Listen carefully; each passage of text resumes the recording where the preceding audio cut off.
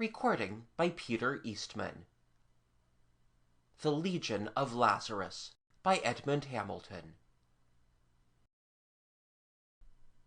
It isn't the dying itself. It's what comes before.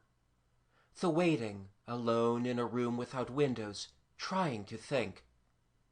The opening of the door, the voices of the men who are going with you, but not all the way.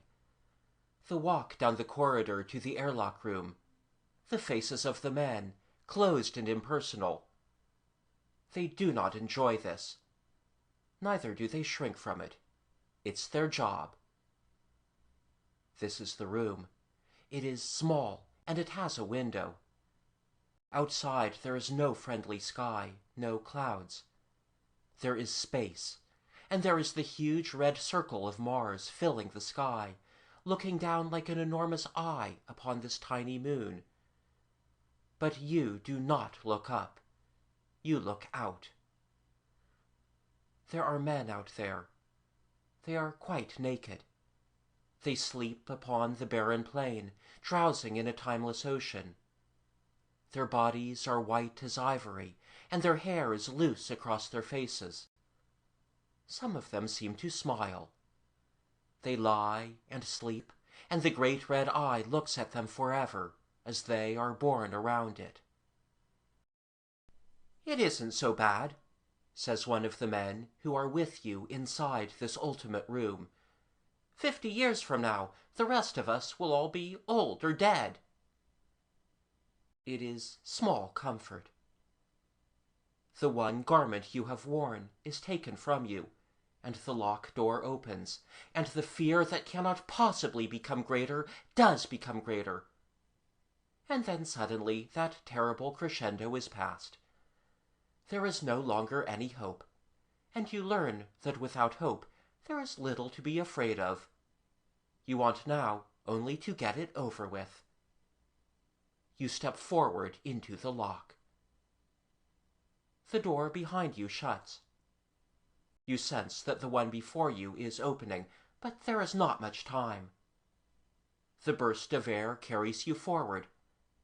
Perhaps you scream, but you are now beyond sound, beyond sight, beyond everything. You do not even feel that it is cold. Chapter 1. There is a time for sleep, and a time for waking. But Hurst had slept heavily, and the waking was hard. He had slept long, and the waking was slow. 50 years, said the dim voice of remembrance. But another part of his mind said, no, it is only tomorrow morning. Another part of his mind. That was strange. There seemed to be more parts to his mind than he remembered having had before, but they were all confused and hidden behind a veil of mist. Perhaps they were not really there at all. Perhaps. 50 years. I have been dead, he thought, and now I live again. Half a century. Strange. Hurst lay on a narrow bed, in a place of subdued light and antiseptic-smelling air. There was no one else in the room. There was no sound. 50 years, he thought. What is it like now? The house where I lived once, the country, the planet. Where are my children? Where are my friends, my enemies, the people I loved, the people I hated? Where is Elena? Where is my wife? A whisper out of nowhere, sad, remote. Your wife is dead, and your children are old. Forget them. Forget the friends and the enemies. But I can't forget, cried Hurst silently in the spaces of his own mind. It was only yesterday. 50 years, said the whisper, and you must forget. MacDonald, said Hurst suddenly. I didn't kill him. I was innocent. I can't forget that. Careful, said the whisper. Watch out. I didn't kill MacDonald. Somebody did. Somebody let me pay for it. Who? Was it Landers? Was it Saul? We four were together out there on Titan when he died. Careful, Hurst. They're coming. Listen to me. You think this is your own mind speaking, question and answer, but it isn't. Hurst sprang upright on the narrow bed, his heart pounding, the sweat running cold on his skin. Who are you? Where are you? How? They're here, said the whisper calmly. Be quiet. 2 men came into the ward. I am Dr. Meridew, said the one in the white coverall, smiling at Hurst with a brisk professional smile. This is Warden Meister. We didn't mean to startle you. There are a few questions before we release you. Meridew, said the whisper in Hurst's mind, is a psychiatrist. Let me handle this. Hurst sat still, his hands lax between his knees, his eyes wide and fixed in astonishment. He heard the psychiatrist's questions, and he heard the answers he gave to them. But he was merely an instrument, with no conscious volition. It was the whisperer in his mind who was answering. Then the warden shuffled some papers he held in his hand, and asked questions of his own. You underwent the humane penalty without admitting your guilt. For the record, now that the penalty has been paid, do you wish to change your final statements?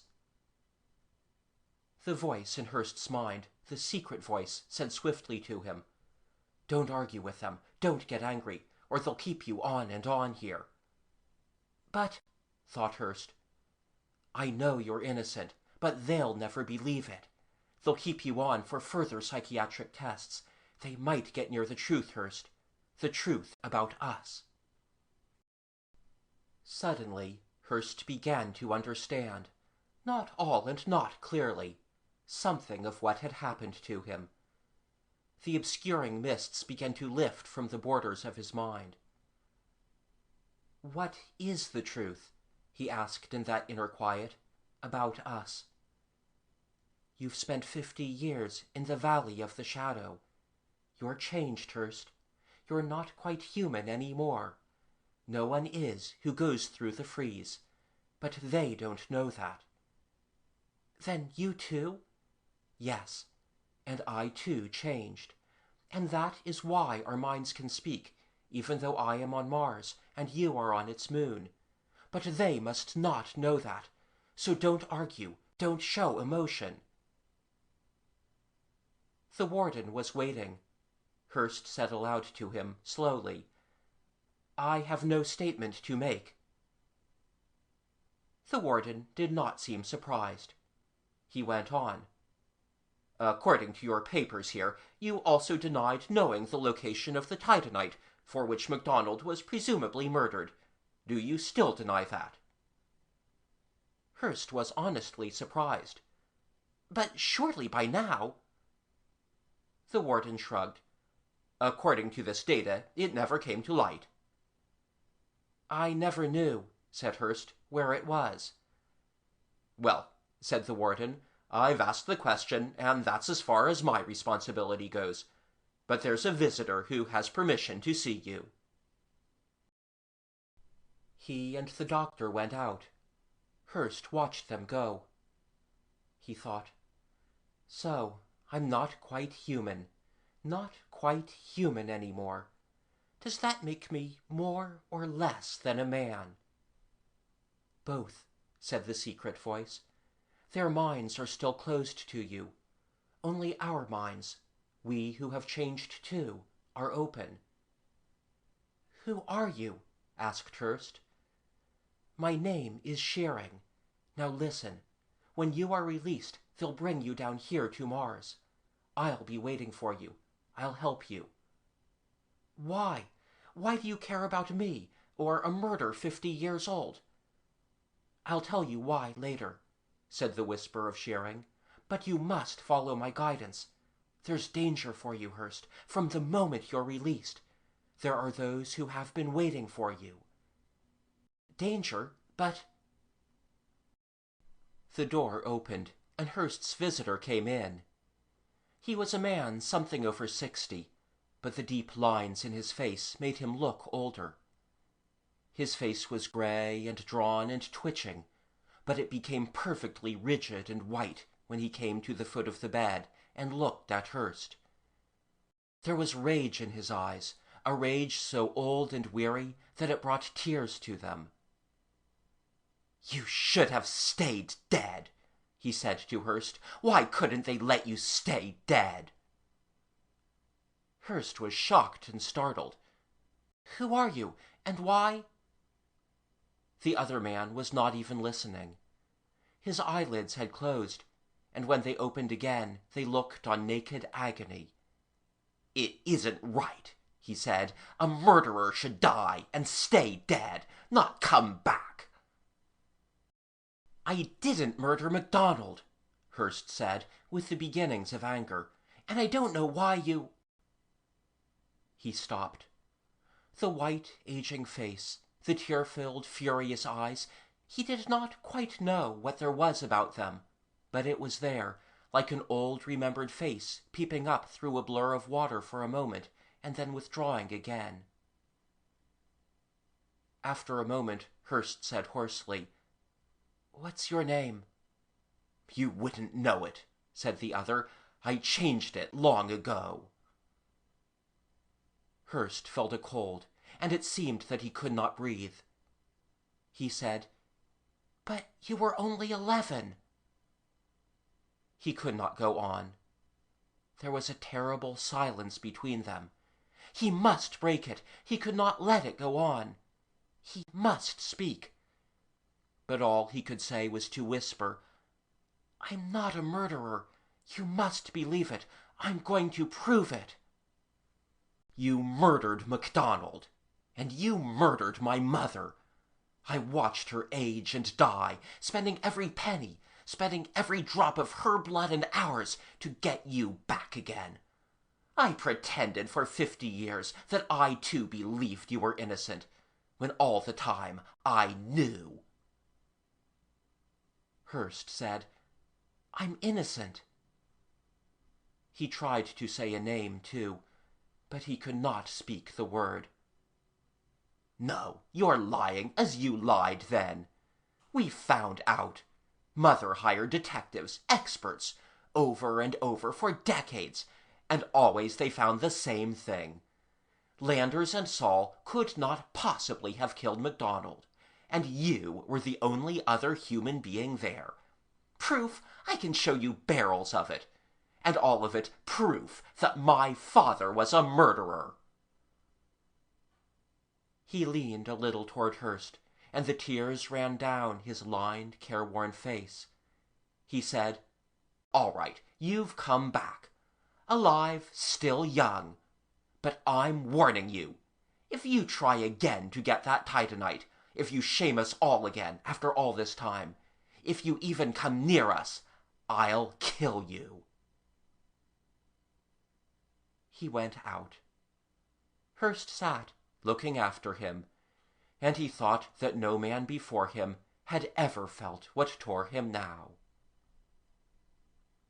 Inside his mind came Shearing's whisper, with a totally unexpected note of compassion.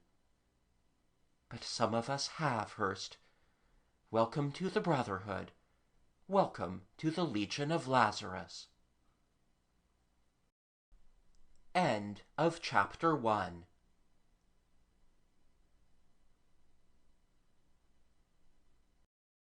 Chapter 2 of the Legion of Lazarus by Edmond Hamilton. Recording by Peter Eastman. Mars roared and glittered tonight. And how was a man to stand the faces and lights and sounds when he had come back from the silence of eternity? Hurst walked through the flaring streets of Syrtis City with slow and dragging steps. It was like being back on Earth. For this city was not really part of the old dead planet, of the dark barrens that rolled away beneath the night. This was the place of the rocket men, the miners, the schemers, the workers, who had come from another, younger world.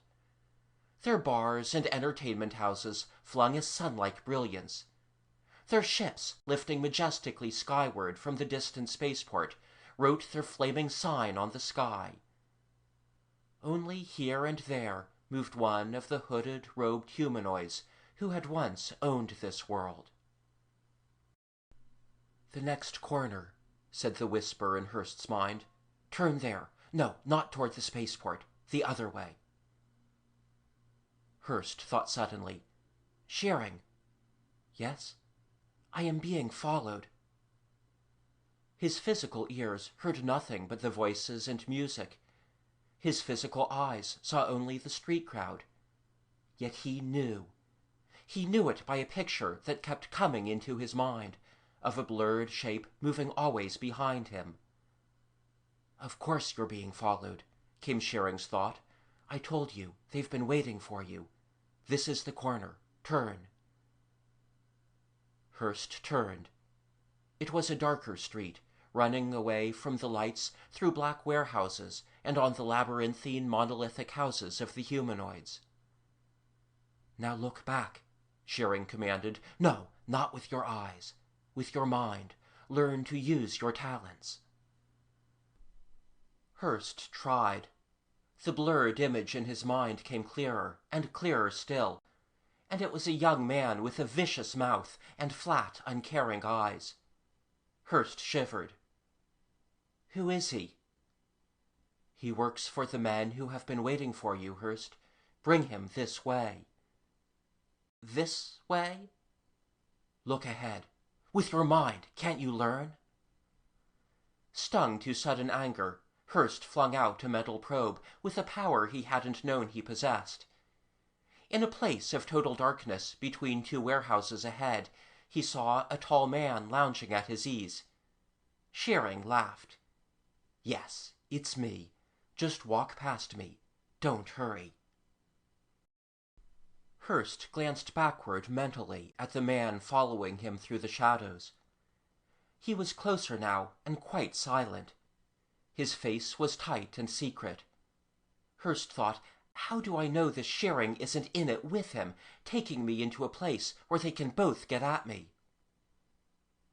He went past the two warehouses, and he did not turn his head, but his mind saw Shearing waiting in the darkness. Then there was a soft, shapeless sound, and he turned and saw Shearing bending over a huddled form. "That was unkind of you," said Shearing, speaking aloud, but not loudly. Hurst, still shaking, said, "But not exactly strange. I've never seen you before, and I still don't know what this is all about." Shearing smiled as he knelt beside the prone, unmoving body. Even here in the shadows, Hurst could see him with these new eyes of the mind. Shearing was a big man. His hair was grizzled along the sides of his head, and his eyes were dark and very keen. He reached out one hand and turned the head of the prone young man, and they looked at the lax, loose face. "He's not dead," said Hurst. "Of course not, but it will be a while before he wakes." "But who is he?" Shearing stood up. "I never saw him before, but I know who he's working for." Hurst flung a sudden question at Shearing, and almost without thinking, he followed it to surprise the answer in Shearing's mind. The question was, "Who are you working for?" And the answer was a woman, a tall and handsome woman with angry eyes, standing against a drift of stars. There was a ship, all lonely on a dark plain, and she was pointing to it, and somehow Hurst knew that it was vitally important to her, and to Shearing, and perhaps even to himself. But before he could do more than register this fleeting vision on his own consciousness, Shearing's mind slammed shut with exactly the same violent effect as a door slammed in his face.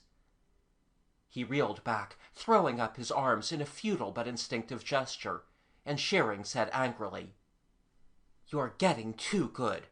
I'll give you a social hint. It's customary to knock before you enter." Hurst said, still holding the pieces of his head together. "All right, sorry. So who is she?" "She's one of us.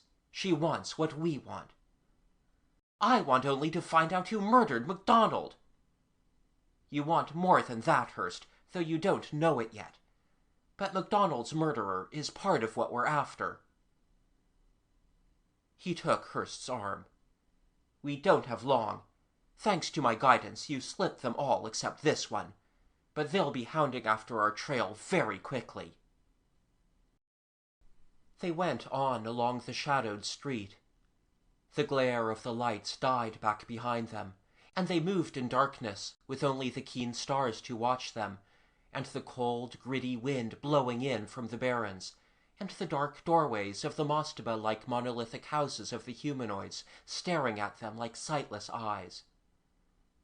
Hurst looked up at the bright, tiny moon that crept amid the stars, and a deep shaking took him as he thought of men lying up there in the deathly sleep, of himself lying there year after year. "In here," said Shearing. It was one of the frigid, musty tombs that the humanoids called home.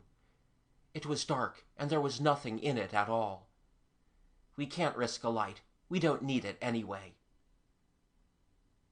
They sat down. Hurst said desperately, "Listen, I want to know some things. Exactly what are we doing here?" Shearing answered deliberately, "We are hiding from those who want you, and we are waiting for a chance to go to our friends." "Our friends? Your friends, maybe. That woman, I don't know her, and—" "Now you listen, Hurst. I'll tell you this much about us now. We're Lazarites, like you, with the same powers as you. But all Lazarites are not on our side." Hurst thought about that. "Then those others who are hunting us?" "There are Lazarites among them, too. Not many, but a few. You don't know us, you don't know them. Do you want to leave me and go back out and let them have you?"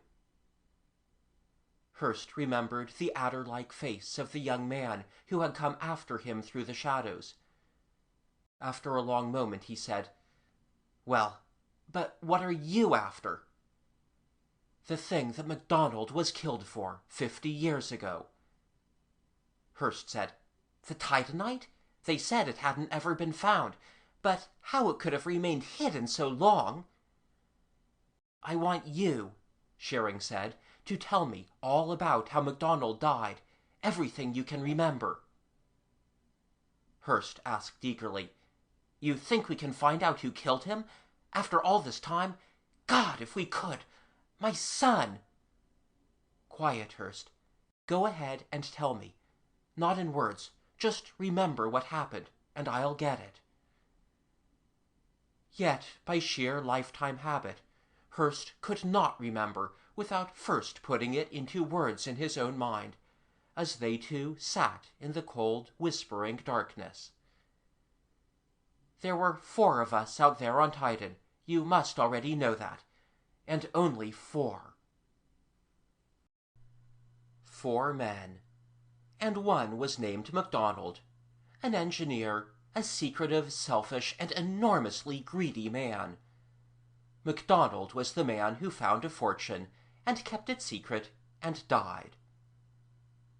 Landers was one, a lean, brown, lively man, an excellent physicist, with a friendly manner and no obvious ambitions. Saul was one, and he was big and blond and quiet, a good drinking companion, a good geologist, a lover of good music. If he had any darker passions, he kept them hidden. Hurst was the 4th man, and the only one of the 4 still living. He remembered now. He saw the black and bitter crags of Titan stark against the glory of the rings, and he saw 2 figures moving across a plain of methane snow, their helmets gleaming in the Saturn light. Behind them in the plain were the flat, half-buried concrete structures of the little refinery, and all around them were the spidery roads where the big half-tracks dragged their loads of uranium ore from the enchaining mountains. The two men were quarreling. "You're angry," MacDonald was saying, "because it was I who found it." "Listen," Hurst said, "we're sick, all three of us, of hearing you brag about it." "I'll bet you are," said MacDonald smugly. "The first find of a titanite pocket for years. The rarest, costliest stuff in the system.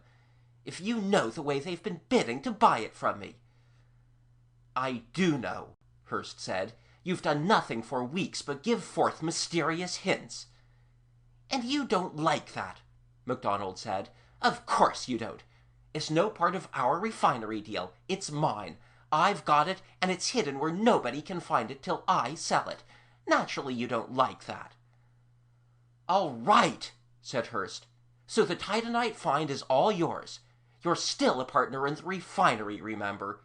And you've still got an obligation to the rest of us, so you can damn well get in and do your job." "Don't worry. I've always done my job." "More or less," said Hurst. "For your information, I've seen better engineers in grade school. There's number 3 hoist. It's been busted for a week. Now let's get in there and fix it." The two figures in Hurst's memory toiled on, out of the area of roads to the edge of the landing field, where the ships come to take away the refined uranium. Number 3 hoist rose in a stiff, ugly column from the ground. It was supposed to fetch the uranium up from the underground storage bins and load it into a specially built hot tank ship in position at the dock. But Number 3 had balked and refused to perform its task. In this completely automated plant, men were only important when something went wrong. Now something was wrong, and it was up to MacDonald, the mechanical engineer, and Hurst, the electronics man, to set it right. Hurst opened the hatch, and they climbed the metal stairs to the upper chamber. Number 3's brain was here, its scanners, its tabulating and recording apparatus, its signal system. A red light pulsated on a panel, alone in a string of white ones. "Troubles in the hoist mechanism," said Hurst. "That's your department." He smiled and sat down on a metal bench in the center of the room, with his back to the stair. "D-level." MacDonald grumbled, and went to a skeletal cage built over a round segment of the floor. Various tools were clipped to the ribs of the cage. MacDonald pulled an extra ray-proof protectol over his vac suit and stepped inside the cage, pressing a button. The cage dropped into a circular shaft that paralleled the hoist right down to the feeder mechanism. Hurst waited. Inside his helmet, he could hear MacDonald breathing and grumbling as he worked away, repairing a break in the belt. He did not hear anything else. Then something happened, so swiftly that he had never had any memory of it, and some time later he came to and looked for MacDonald. The cage was way down at the bottom of the shaft, and MacDonald was in it, with a very massive pedestal block on top of him. The block had been unbolted from the floor and dragged to the edge of the shaft, and it could not possibly have been an accident that it tumbled in, between the wide-apart ribs of the cage. And that's how MacDonald died, Hurst thought. And so I died. They said I forced the secret of his titanite find out of him, and then killed him. Shearing asked swiftly, "MacDonald never gave you any hint of where he'd hidden the titanite?" "No," said Hurst. He paused and then said, "It's the titanite you're after?" Shearing answered carefully, "In a way, yes. But we didn't kill MacDonald for it. Those who did kill him are the men who are after you now. They're afraid you might lead us to the stuff." Hurst swore, shaking with sudden anger. "Damn it, I won't be treated like a child. Not by you, by anyone. I want—" "You want the men who killed MacDonald," said Shearing. "I know. I remember what was in your mind when you met your son." A weakness took Hurst, and he leaned his forehead against the cold stone wall. "I'm sorry," said Shearing, "but we want what you want, and more. So much more that you can't dream it. You must trust us." "Us? That woman?" Once again in Shearing's mind, Hurst saw the woman with her head against the stars, and the ship looming darkly. He saw the woman much more clearly, and she was like a fire, burning with anger, burning with a single-minded, dedicated purpose. She was beautiful and frightening. "She and others," said Shearing. "Listen, we must go soon. We're to be picked up secretly. Will you trust us? Or would you rather trust yourself to those who are hunting you?" Hurst was silent. Shearing said, "Well?" "I'll go with you," said Hurst. They went out into the cold darkness, and Hurst heard Shearing say in his mind, "I wouldn't try to run." But it wasn't Shearing speaking in his mind now. It was a third man. "I wouldn't try to run." Frantically startled, Hurst threw out his mental vision and saw the men who stood around them in the darkness. 4 men, 3 of them holding the wicked little weapons called bee-guns in their hands. The 4th man came closer, a dark, slender man with a face like a fox, high-boned, narrow-eyed, smiling. It came to Hurst that the 3 with weapons were only ordinary men, and that it was this 4th man whose mind had spoken. He was speaking aloud now. "I want you alive, believe me. But there are endless gradations between alive and dead. My men are very accurate." Shearing's face was suddenly drawn and exhausted. "Don't try anything," he warned Hurst wearily. "He means it." The dark man shook his head at Shearing. "That wasn't nice of you. You knew we had a particular interest in Mr. Hurst." He turned to Hurst and smiled. His teeth were small and very neat and white. "Did you know that Shearing has been keeping a shield over your mind as well as his? A little too large a task for him. When you jarred his mind open for an instant, it was all we needed to lead us here." He went on. "Mr. Hurst, my name is Vernon. We'd like you to come with us." Vernon nodded to the 3 accurate men, and the whole little group began to walk in the direction of the spaceport. Shearing seemed almost asleep on his feet now. It was as though he had expended all his energy on a task, and failed at it, and was now quiescent, like an empty well waiting to fill again. "Where are we going?" Hurst asked, and Vernon answered, "To see a gentleman you've never heard of in a place you've never been." He added with easy friendliness, "Don't worry, Mr. Hurst. We have nothing against you. You're new to this, state of life. You shouldn't be asked to make decisions or agreements until you know both sides of the question. Mr. Shearing was taking an unfair advantage." Remembering the dark, hard purpose Shearing had let him see in his mind, Hurst could not readily dispute that. But he put out an exploring probe in the direction of Vernon's mind. It was shut tight. They walked on, toward the spaceport gates. End of Chapter 2.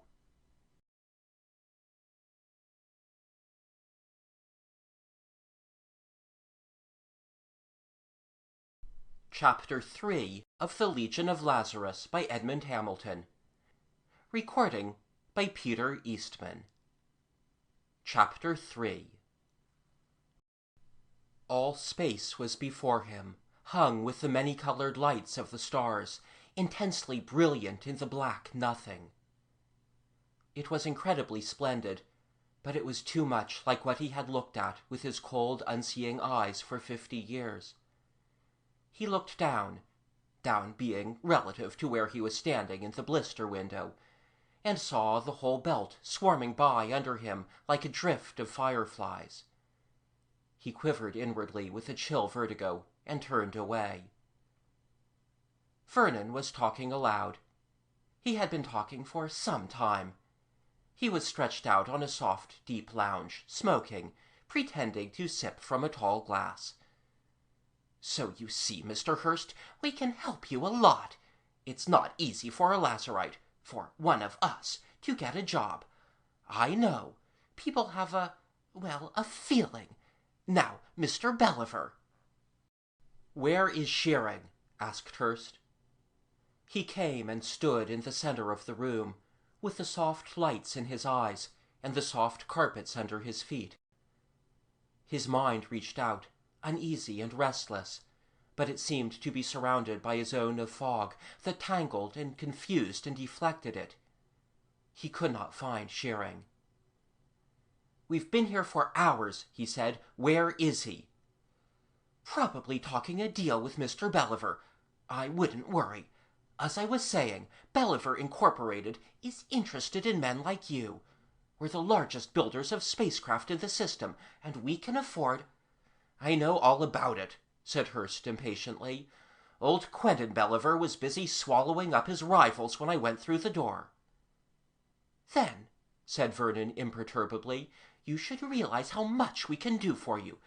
Electronics is a vital branch." Hurst moved erratically around the room, looking at things and not really seeing them, hearing Vernon's voice but not understanding what it said. He was growing more and more uneasy. It was as though someone was calling to him, urgently, but just out of earshot. He kept straining, with his ears and his mind, and Vernon's voice babbled on, and the barrier was like a wall around his thoughts. They had been aboard this ship for a long time now, and he had not seen Shearing since they came through the hatch. It was not really a ship, of course. It had no power of its own, depending on powerful tugs to tow it. It was Walter Belliver's floating pleasure palace, and the damnedest thing Hurst had ever seen.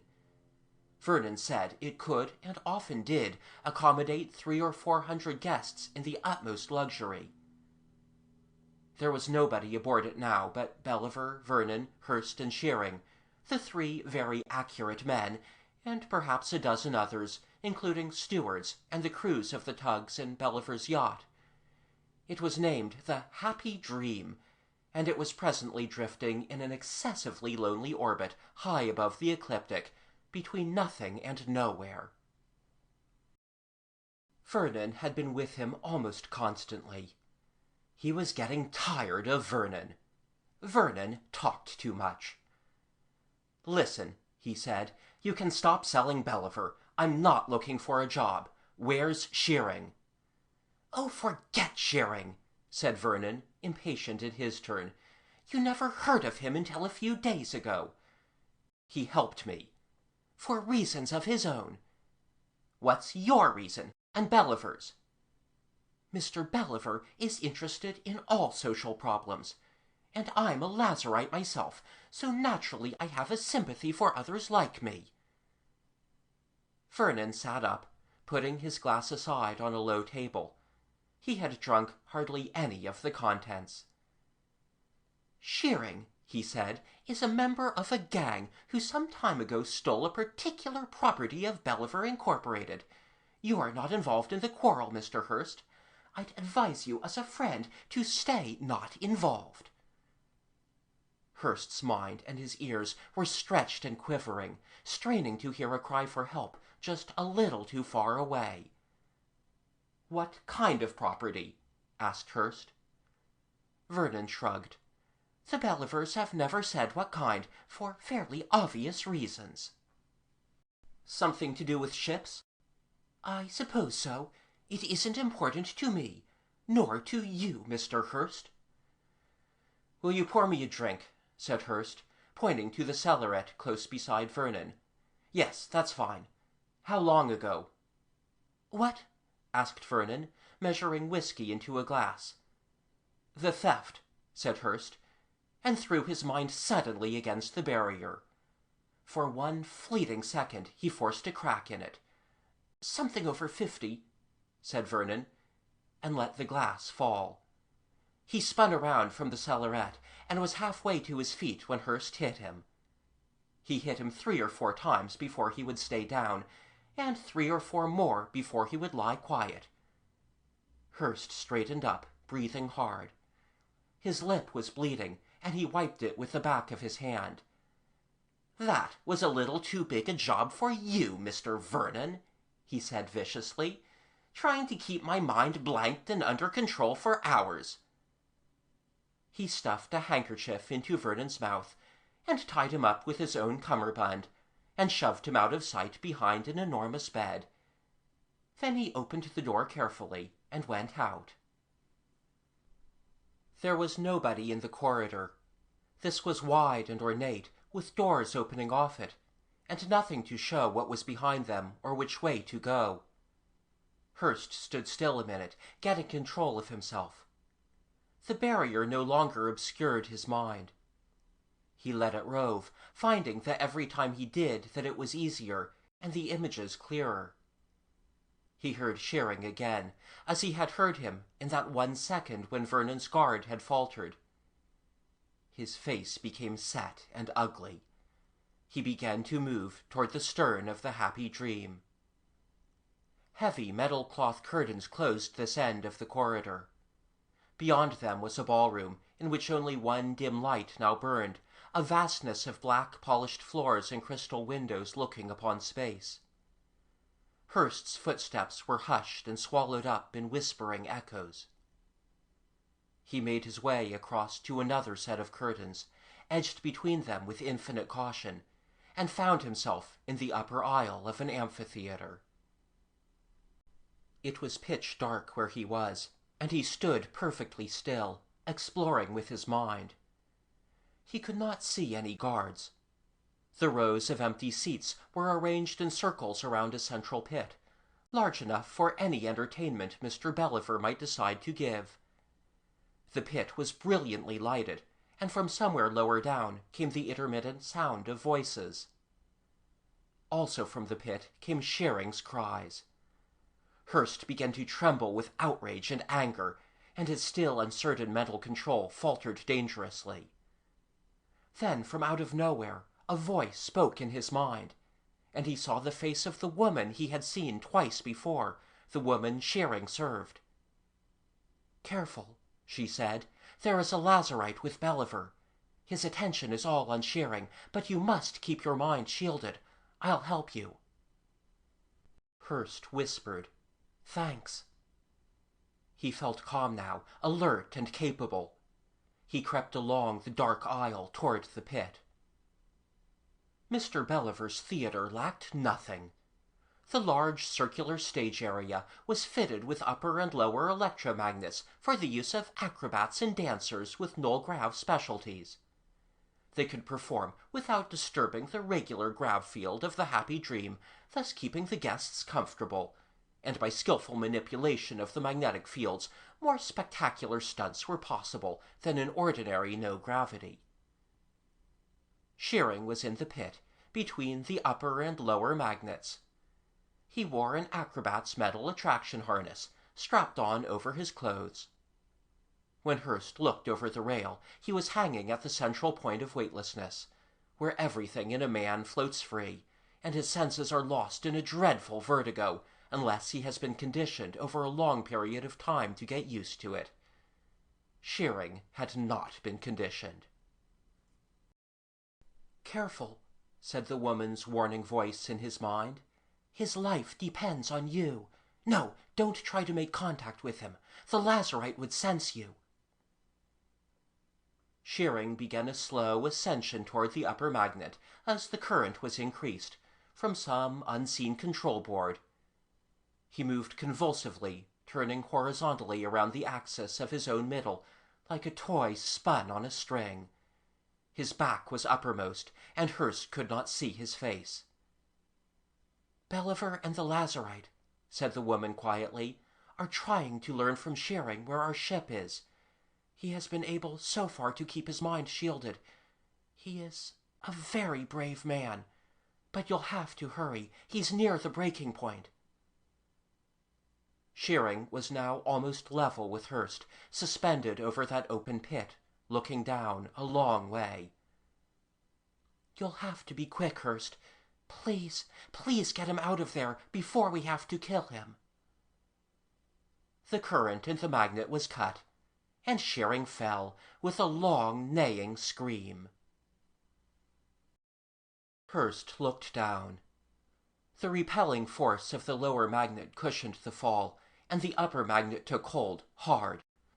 Shearing stopped about 3 feet above the stage floor, and started slowly to rise again. He seemed to be crying. Hurst turned and ran back to the top of the aisle. Halfway around the circle he found steps and went tearing down them. On the next level, there were 3. He saw 2 men leaning over the broad rail, watching Shearing. Yes, there they are. You must find a weapon. Hurst looked around, blinking like a mole in the dark. Seats, nothing but seats. Ornamentation, but all solid. Small metal cylinder set in a wall niche. Chemical extinguisher, yes. Compact and heavy. He took it. Hurry, he's almost through. The 2 men were tense and hungry, eager as wolves. One was the Lazarite, a gray man, old and seamed with living, and none of it good. The other was Belliver, and he was young. He was tall and fresh-faced, impeccably shaven, impeccably dressed, the keen, clean, public-spirited executive. I can give you more if you want it, Shearing, Belliver said, his fingers ready on a control plate set into the broad rail. How about it? Shut up, Belliver, whispered the Lazarite aloud. I've almost got it. Almost. His face was agonized with concentration. Now! The woman's voiceless cry in his mind sent Hurst forward. His hand swung up and then down in a crashing arc, elongated by the heavy cylinder. The Lazarite fell without a sound. He fell across Belliver, pushing him back from the control plate, and lay over his feet, bleeding gently into the thick pile of the carpet. Belliver's mouth and eyes opened wide. He looked at the Lazarite and then at Hurst. He leapt backward, away from the encumbrance at his ankles, making the first hoarse effort at a shout for help. Hurst did not give him time to finish it. The first row of seats caught Belliver and threw him, and Hurst swung the cylinder again. Belliver collapsed. Was I in time? Hurst asked of the woman in his mind. He thought she was crying when she answered, yes. He smiled. He stepped over the Lazarite and went to the control plate and began to work with it until he had Shearing safely on the floor of the stage. Then he cut the power and ran down another flight of steps to the bottom level. His mind was able to range free now. He could not sense anyone close at hand. Belliver seemed to have sent underlings elsewhere in the happy dream while he worked on Shearing. It was nothing for which a man would seek witnesses. Hurst vaulted the rail onto the stage and dragged Shearing away from the magnet. He felt uncomfortable in all that glare of light. He hauled and grunted until he got Shearing over the rail into the dark. Then he wrestled the harness off him. Shearing sobbed feebly and retched. "Can you stand up?" said Hurst. "Hey, Shearing!" He shook him hard. "Stand up!" He got Shearing up, a 190-pound rag doll draped over his shoulders. He began to walk him out of the theater. "Are you still there?" he asked of the woman. The answer came into his mind swiftly. "Yes, I'll help you watch. Do you see where the skiff is?" It was in a pod under the belly of the happy dream. "I see it," said Hurst. "Take that. Belliver's yacht is faster, but you need the crew. The skiff you can handle yourself." He walked Shearing into a fore and aft corridor. Shearing's feet were beginning to move of their own accord, and he had stopped retching. But his eyes were still blank, and he staggered aimlessly. Hurst's nerves were prickling with a mixture of fierce satisfaction and fear. Far above in the lush suite he felt Vernon stir and come to. There were men somewhere closer, quite close. He forced his mind to see.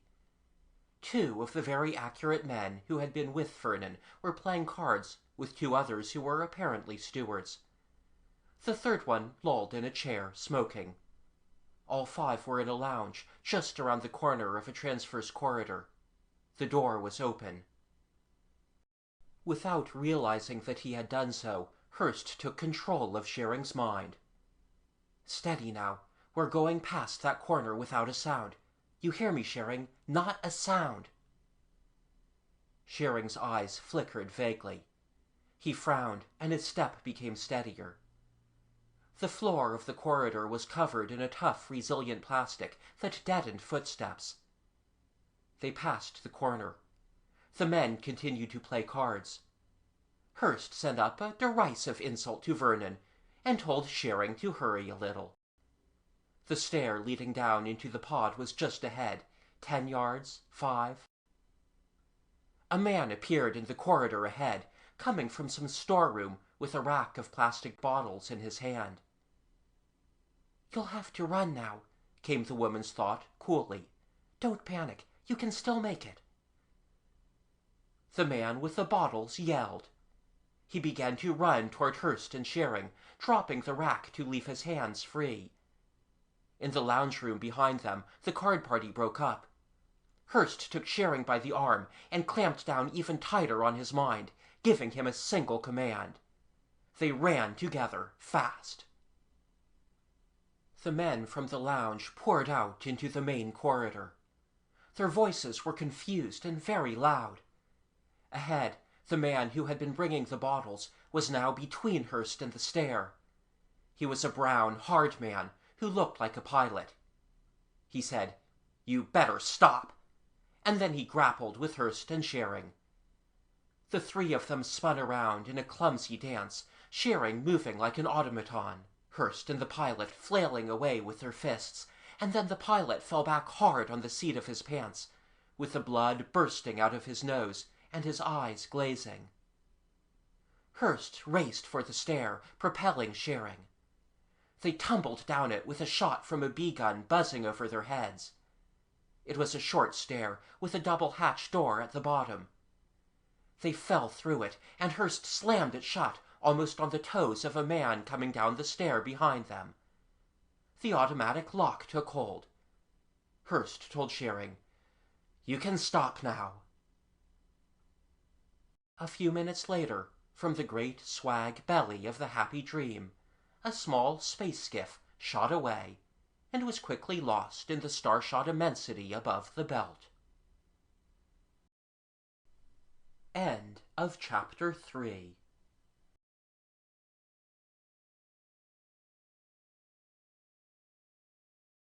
Chapter 4 of the Legion of Lazarus by Edmond Hamilton. Recording by Peter Eastman. Chapter 4. It did not stay lost for long. Shearing was at the controls. The chronometer showed 14 hours and 27 minutes since they left the Happy Dream. Shearing had spent 8 of those hours in a species of comatose slumber, from which he had roused out practically normal. Now Hurst was heavily asleep in the pneumo-chair beside him. Shearing punched him. "Wake up." After several more punches, Hurst groaned and opened his eyes. He mumbled a question, and Shearing pointed out the wide, curved port that gave full vision forward and on both sides. "It was a good try," he said, "but I don't think we're going to make it. Look there. No, farther back. See it? Now the other side. And there's one astern." Still sleepy but alarmed, Hurst swung his mental vision around. It was easier than looking. 2 fast, powerful tugs from the Happy Dream, and Belliver's yacht. He frowned in heavy concentration. Belliver's aboard. He's got a mighty goose egg on his head. Vernon, too, with his shields up tight. The 3 accurate men and the pilot. His nose is a thing of beauty. Plus crew. 9 in all. 2 men each to the tugs. The other Lazarite, the one I laid out, he's not along. Shearing nodded approvingly. You're getting good. Now take a glance at our fuel tanks and tell me what you see. Hurst sat up straight, fully awake. Practically, he said, nothing. This skiff was meant for short hops only. We've got enough for perhaps another 45 minutes, less if we get too involved. They're faster than we are, so they'll catch up to us, say in about half an hour. We have friends coming. Friends? Certainly. You don't think we let each other down, do you? Not the Brotherhood. But they had to come from a long way off. We can't possibly rendezvous under an hour and a half. Maybe more if... I know, said Hurst, if we all get involved. He looked out the port. In the beginning, following directions from the young woman, whose name he had never thought to ask, he had set a course that plunged him deep into one of the wildest sectors of the belt. He was not a pilot. He could, like most men of his time, handle a simple craft under simple conditions, but these conditions were not simple. The skiff's radar was short range, and it had no automatic deflection reflexes. Hurst had had to fly on ESP, spotting meteor swarms, asteroids, debris of all sorts, in this poetically named hellhole, the path of minor worlds, and then figuring out how to get by, through, or over them without a crash. Shearing had relieved him just in time. He glowered at the whirling, glittering mess outside, the dust, the shards and fragments of a shattered world. It merged into mist, and his mind was roving again. Shearing jockeyed the controls. He was flying Esper too. The tugs and Belliver's fast yacht were closing up the gap. The level in the tanks went down, used up not in freefall, but in the constant maneuvering. Hurst swung mentally inboard to check vac suits and equipment in the locker, and then out again. His vision was strong and free. He could look at the sun and see the splendid fires of the corona. He could look at Mars, old and cold and dried up, and at Jupiter, massive and sullen, and totally useless except as an anchor for its family of crazy moons. He could look farther than that. He could look at the stars. In a little while, he thought, he could look at whole galaxies. His heart pounded, and the breath came hot and hard into his lungs. It was a good feeling. It made all that had gone before almost worthwhile. The primal immensities drew him, the black gulfs lit with gold and crimson and peacock-colored flames. He wanted to go farther and farther into... "You're learning too fast," said Shearing dryly. "Stick to something small and close and sorted, namely, an asteroid where we can land." "I found one," said Hurst. "There." Shearing followed his mental nudge. "Hell," he said. "Couldn't you have spotted something better? These Valhallas give me the creeps. The others within reach are too small, or there's no cover. We'll have quite a little time to wait. I take it you would like to be alive when your friends come." Vernon's thought broke in on them abruptly. "You have just one chance of that, and that's to give yourselves up, right now." "Does the socially conscious Mr. Belliver still want to give me that job?" asked Hurst. "I'm warning you," said Vernon. "Your mind is full of hate," said Hurst. "Cleanse it." He shut Vernon out as easily as hanging up a phone. Under stress, his new powers were developing rapidly. He felt a little drunk with them. Shearing said, Don't get above yourself, boy. You're still a cub, you know. Then he grinned briefly and added, By the way, thanks. Hurst said, I owed it to you. And you can thank your lady friend, too. She had a big hand in it. Christina, said Shearing softly, yes. He dropped the skiff sharply in a descending curve toward the asteroid. Do you think, said Hurst, you can now tell me what the devil this is all about? Shearing said, We've got a starship. Hurst stared. For a long time he didn't say anything. Then, You've got a starship? But nobody has. People talk of someday reaching other stars, but nobody tried yet. Nobody could try. He broke off, suddenly remembering a dark, lonely ship, and a woman with angry eyes watching it. Even in his astonishment, things began to come clearer to him. So that's it, a starship. And Belliver wants it? Shearing nodded. Well, said Hurst, go on. You've already developed some amazing mental capabilities since you came back from beyond the door. You'll find that's only the beginning. The radiation, the exposure, something. The simple act of pseudo-death, perhaps. Anyway, the brain is altered, stepped up, a great deal of its normally unused potential released. You've always been a fair to middling technician. You'll find your rating boosted, eventually to the genius level. The skiff veered wildly as Shearing dodged a whizzing chunk of rock the size of a skyscraper. That's one reason, he said, why we wanted to get you before Belliver did. The number of technicians undergoing the Humane Penalty is quite small. We, the Brotherhood, need all of them we can get. But that wasn't the main reason you wanted me, pressed Hurst. Shearing looked at him. No, we wanted you mainly because you were present when MacDonald died. Handled right. He paused.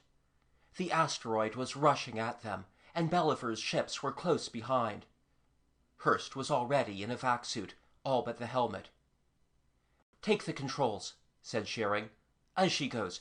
Don't worry, I'll make the landing. He pulled the vac suit on. Handled right, he said, you might be the key to that murder, and to the mystery behind it that the Brotherhood must solve. He took the controls again. They helped each other on with their helmets. The asteroid filled the port, a wild, weird jumble of varicolored rock. I don't see how, said Hurst, into his helmet mic. Latent impressions, answered Shearing briefly, and sent the skiff skittering in between two great black monoliths to settle with a jar on a pan of rock as smooth and naked as a ballroom floor. Make it fast, said Shearing. They're right on top of us. The skiff, designed as Shearing had said for short hops, could not accommodate the extra weight and bulk of an airlock. You were supposed to land in atmosphere.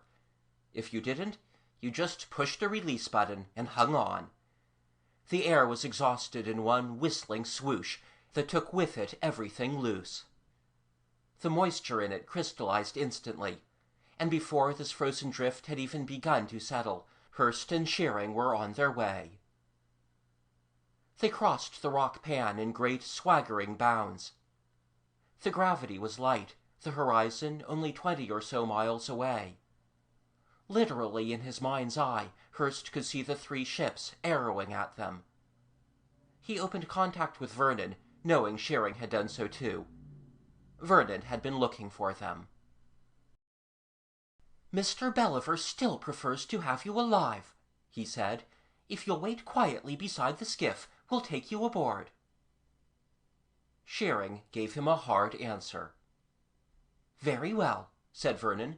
Mr. Belliver wants me to make it clear to you that he doesn't intend for you to get away, so you can interpret that as you please. Be seeing you. He broke contact, knowing that Hurst and Shearing would close him out. From now on, Hurst realized, he would keep track of them the way he and Shearing had kept track of obstructions in the path of flight, by mental sight. The yacht was extremely close. Suddenly, Hurst had a confused glimpse of a hand on a control lever, overlapped by a view of the black-mouthed tubes of the yacht's belly jets. He dived literally into a crack between one of the monoliths and a slab that leaned against its base, dragging Shearing with him. The yacht swept over. Nothing happened. It dropped out of sight, braking for a landing. "Imagination," said Shearing. "You realize a possibility, and you think it so. Tricky. But I don't blame you. The safe side is the best one." Hurst looked out the crack. One of the tugs was coming in to land beside the skiff, while the other one circled. "Now what?" he said. "I suppose we can dodge them for a while, but we can't hide from Vernon." Shearing chuckled. He had got his look of tough competence back. He seemed almost to be enjoying himself. "I told you you were only a cub. How do you suppose we've kept the starship hidden all these years? Watch." In the flick of a second, Hurst went blind and deaf. Then he realized that it was only his mental eyes and ears that were blanked out, as though a curtain had been drawn across them. His physical eyes were still clear and sharp, and when Shearing's voice came over the helmet audio, he heard it without trouble. "This is called the cloak. I suppose you could call it an extension of the shield, though it's more like a force field. It's no bar to physical vision, and it has the one great disadvantage of being opaque both ways to mental energy. But it does act as a deflector. If Vernon follows us now, he'll have to do it the hard way. Stick close by me, so I don't have too wide a spread. And it'll be up to you to lead. I can't do both. Let's go." Hurst had, unconsciously, become so used to his new perceptions that it made him feel dull and helpless to be without them. He led off down one of the smooth rock avenues, going away from the skiff and the tug which had just landed. On either side of the avenue were monoliths, irregularly spaced and of different sizes and heights, but following an apparently orderly plan. The light of the distant sun lay raw and blinding on them, casting shadows as black and sharp-edged as though drawn upon the rock with India ink. You could see faces in the monoliths. You could see mighty outlines, singly and in groups, of gods and beasts and men, in combat, in suppliance, in death and burial. That was why these asteroids were called Valhallas. 26 of them had been found so far, and studied, and still no one could say certainly whether or not the hands of any living beings had fashioned them. They might be actual monuments, defaced by cosmic dust, by collision with the myriad fragments of the belt, by time. They might be one of nature's casual jokes, created by the same agencies. No actual tombs had been found, nor tools, nor definitely identifiable artifacts. But still the feeling persisted, in the airless silence of the avenues, that some passing race had paused and wrought for itself a memorial more enduring than its fame, and then gone on into the great galactic sea, never to return. Hurst had never been on a Valhalla before. He understood why Shearing had not wanted to land, and he wished now that they hadn't. There was something overwhelmingly sad and awesome about these leaning, towering figures of stone, moving forever in their lonely orbit, going nowhere, returning to nowhere. Then he saw the second tug overhead. He forgot his daydreams. "They're going to act as a spotter," he said. Shearing grunted, but did not speak. His whole mind was concentrated on maintaining the cloak. Hurst stopped him still in the pitchy shadow under what might have been a kneeling woman 60 feet high. He watched the tug. It lazed away, circling slowly, and he did not think it had seen them. He could not any longer see the place where they had landed, but he assumed that by now the yacht had looped back and come in, if not there, somewhere close by. They could figure on 9 to 11 men hunting them, depending on whether they left the ships guarded or not. Either way, it was too many. "Listen," he said aloud to Shearing. "Listen, I want to ask you. What you said about latent impressions, you think I might have seen and heard the killer, even though I was unconscious?" "Especially heard. Possible. With your increased power, and ours, impressions received through sense channels but not recognized at the time or remembered later might be recovered." He shook his head. "Don't bother me." "I just wanted to know," said Hurst. He thought of his son, and the 2 daughters he hoped he would never see. He thought of Elena. It was too late to do anything for her, but the others were still living. So was he, and he intended to stay that way, at least until he had done what he set out to do. "Old Belliver was behind that killing, wasn't he? Old Quentin, this one's grandfather." "Yes. Don't bother me." "One more thing. Do we Lazarites live longer than men?" Shearing gave him a curious, brief look. "Yes." The tug was out of sight behind a massive rearing shape that seemed to clutch a broken ship between its paws. Symbolic, perhaps, of space? Who knew? Hurst led Shearing in wild, Impala-like leaps across an open space and into a narrow way that twisted, filled with darkness, among the bases of a group that resembled an outlandish procession following a king. "How much longer?" "Humane Penalty first came in 114 years ago, right? After Seitz's method was perfected for saving spacemen. I was one of the first they used it on." "My God," said Hurst. Yet somehow he was not as surprised as he might have been. "I've aged," said Shearing apologetically. "I was only 27 then." They crouched beside a humped shape, like a gigantic lizard with a long tail. The tug swung overhead and slowly on.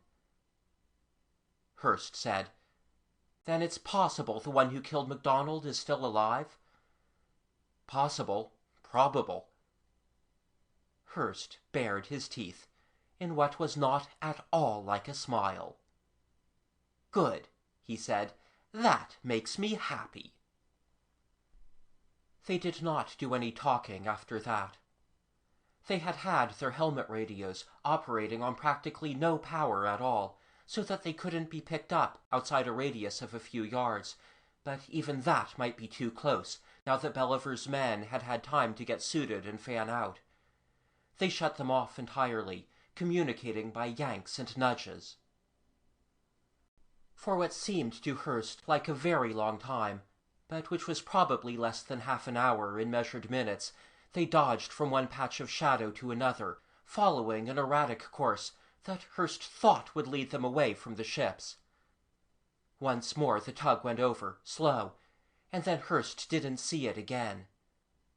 The idea that they might have given up occurred to him, but he dismissed it as absurd.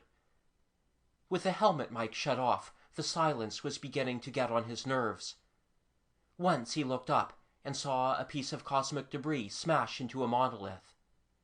Dust and splinters flew, and a great fragment broke off and fell slowly downward, bumping and rebounding, and all of it as soundless as a dream.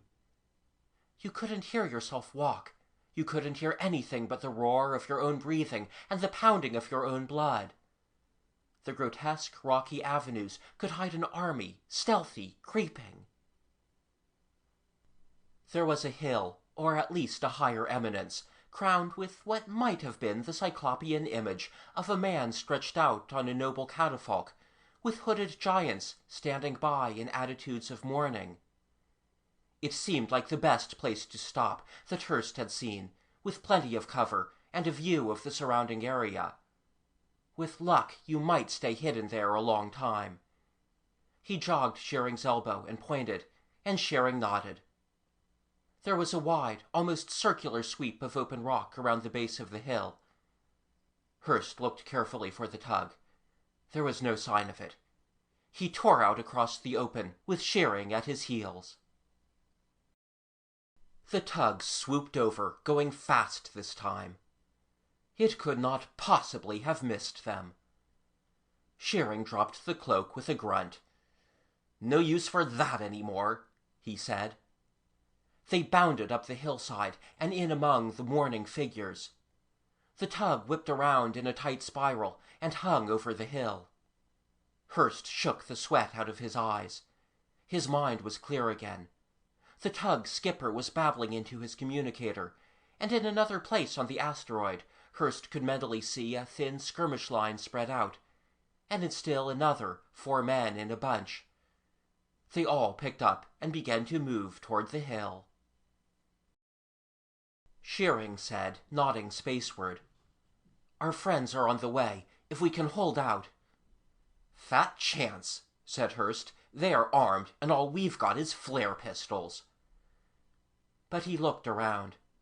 His eyes detected nothing but rock, hard sunlight, and deep shadow. But his mind saw that one of the black blots at the base of the main block, the catafalque, was more than a shadow.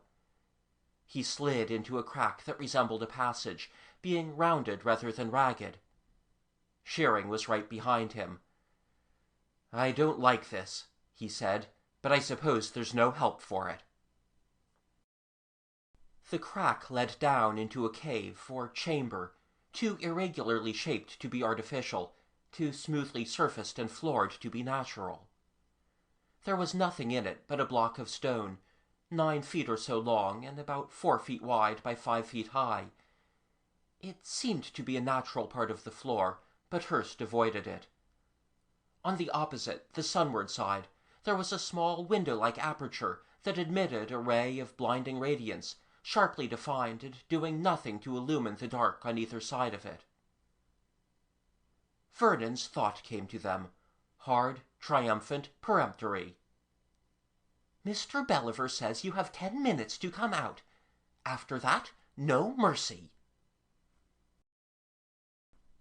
End of Chapter 4.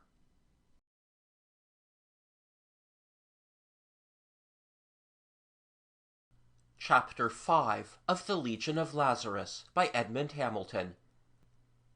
Recording by Peter Eastman.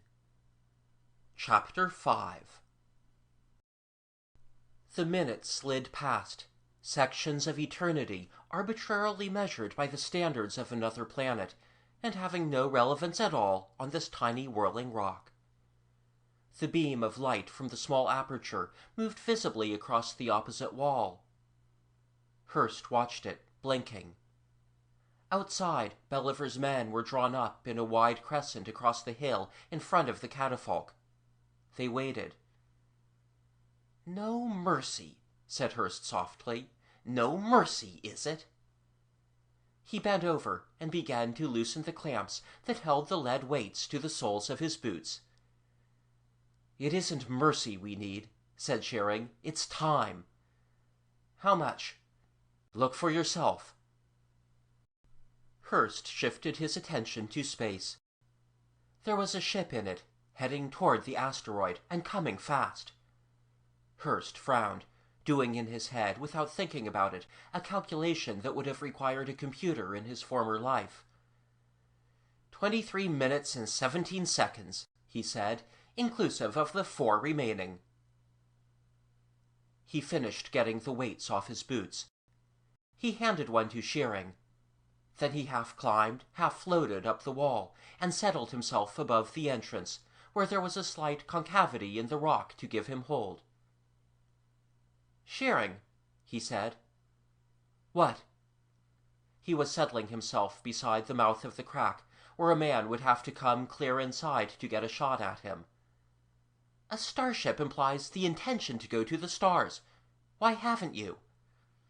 "For the simplest reason in the world," said Shearing bitterly. "The damn thing can't fly." "But," said Hurst in astonishment. "It isn't finished. It's been building for over 70 years now, and a long and painful process that's been too, Hurst. Doing it bit by bit in secret, and every bit having to be dreamed up out of whole cloth, and often discarded and dreamed up again, because the principle of a workable star drive has never been formulated before. And it still isn't finished. It can't be finished unless... He stopped, and both men turned their attention to the outside. "Belliver's looking at his chrono," said Hurst. "Go ahead, we've got a minute." Shearing continued. "Unless we can get hold of enough titanite to build the hypershift relays. Nothing else has a fast enough reaction time and the necessary load capacity. We must have burned out 1,000 different test boards trying." "Can't you buy it?" asked Hurst. The question sounded reasonable, but he knew as he said it that it was a foolish one. "I mean, I know the stuff is scarcer than virtue and worth astronomical sums. That's what MacDonald was so happy about, but..." "The Belliver Corporation had a corner on the stuff before our ship was even thought of. That's what brought this whole damned mess about. Some of our people, not saying why they wanted it, of course, tried to buy some from Belliver in the usual way, and one of them must have been incautious about his shield, because a Lazarite working for Belliver caught a mental hint of the starship and the reason for the titanite, and that was it.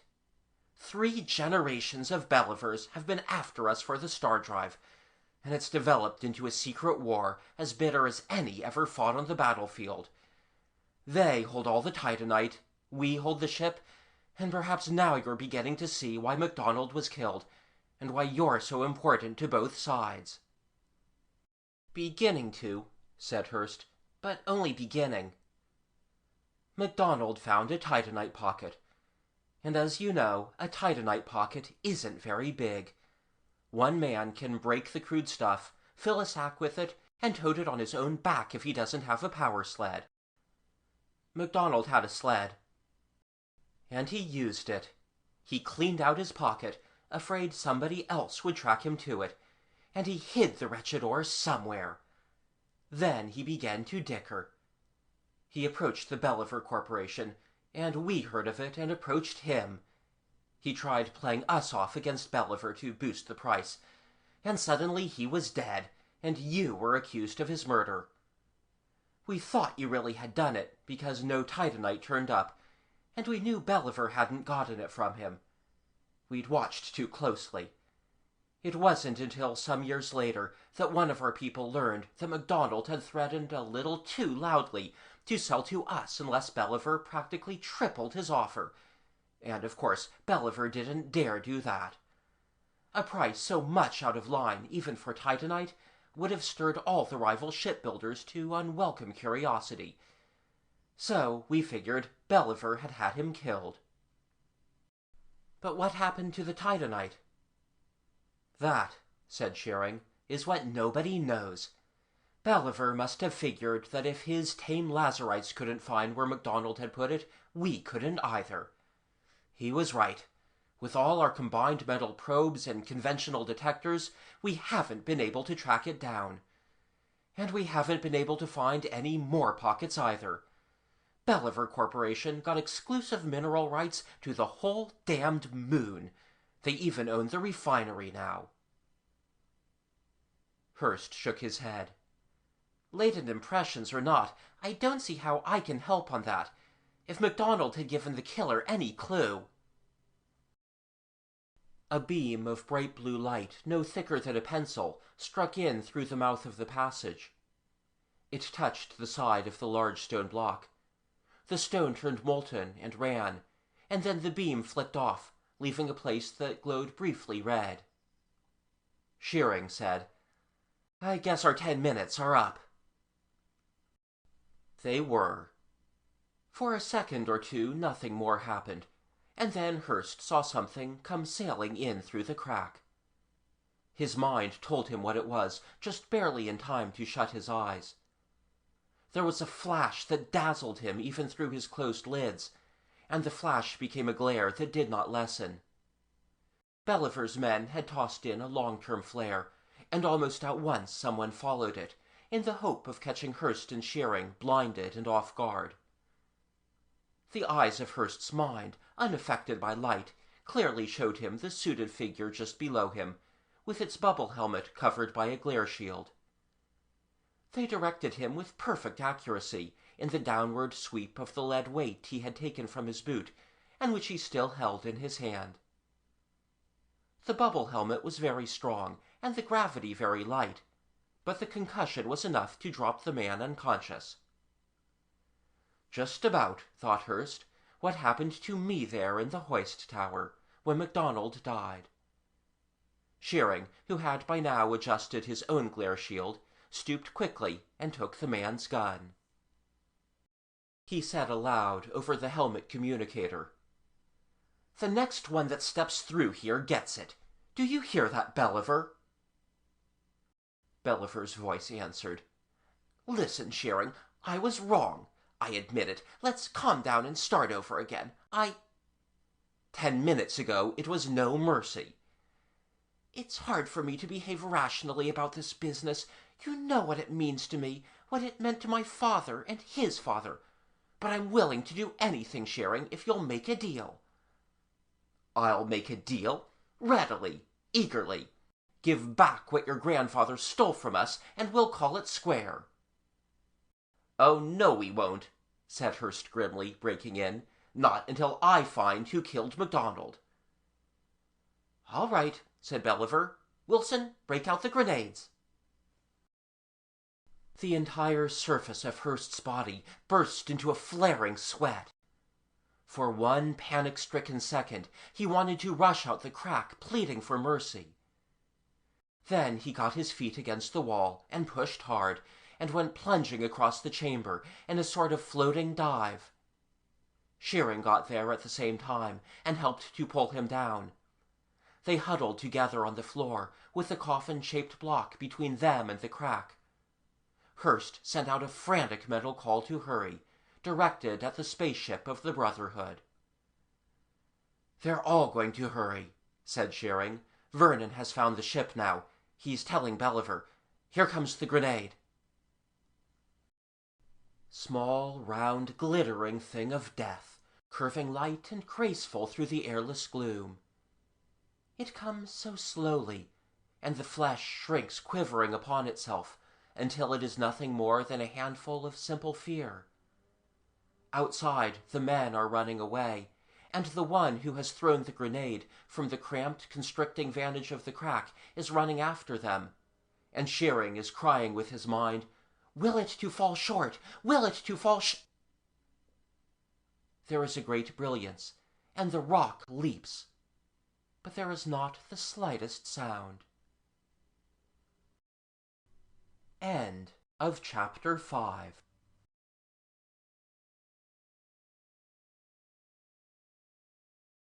Chapter 6 of the Legion of Lazarus by Edmond Hamilton. Recording by Peter Eastman. Chapter 6. The ram, the bull, the heavenly twins, and next the crab, the lion shine, the virgin and the scales. The old zodiacal rhyme was running through Hurst's mind, and that was the only thing that was in his mind. The virgin and the scales. Yes, and she's very beautiful, too, thought Hurst. But she shouldn't be holding the scales. That's all wrong. The scales come next, and then the scorpion, Scorpio, and the archer, Sagittarius. And anyway, they aren't scales. They're a pair of big golden stars, and she's putting them down, and they're melting together. There's only one of them, and it's not a star at all, really. It's a polished metal jug reflecting the light, and... The Virgin smiled. "The doctor said you were coming around.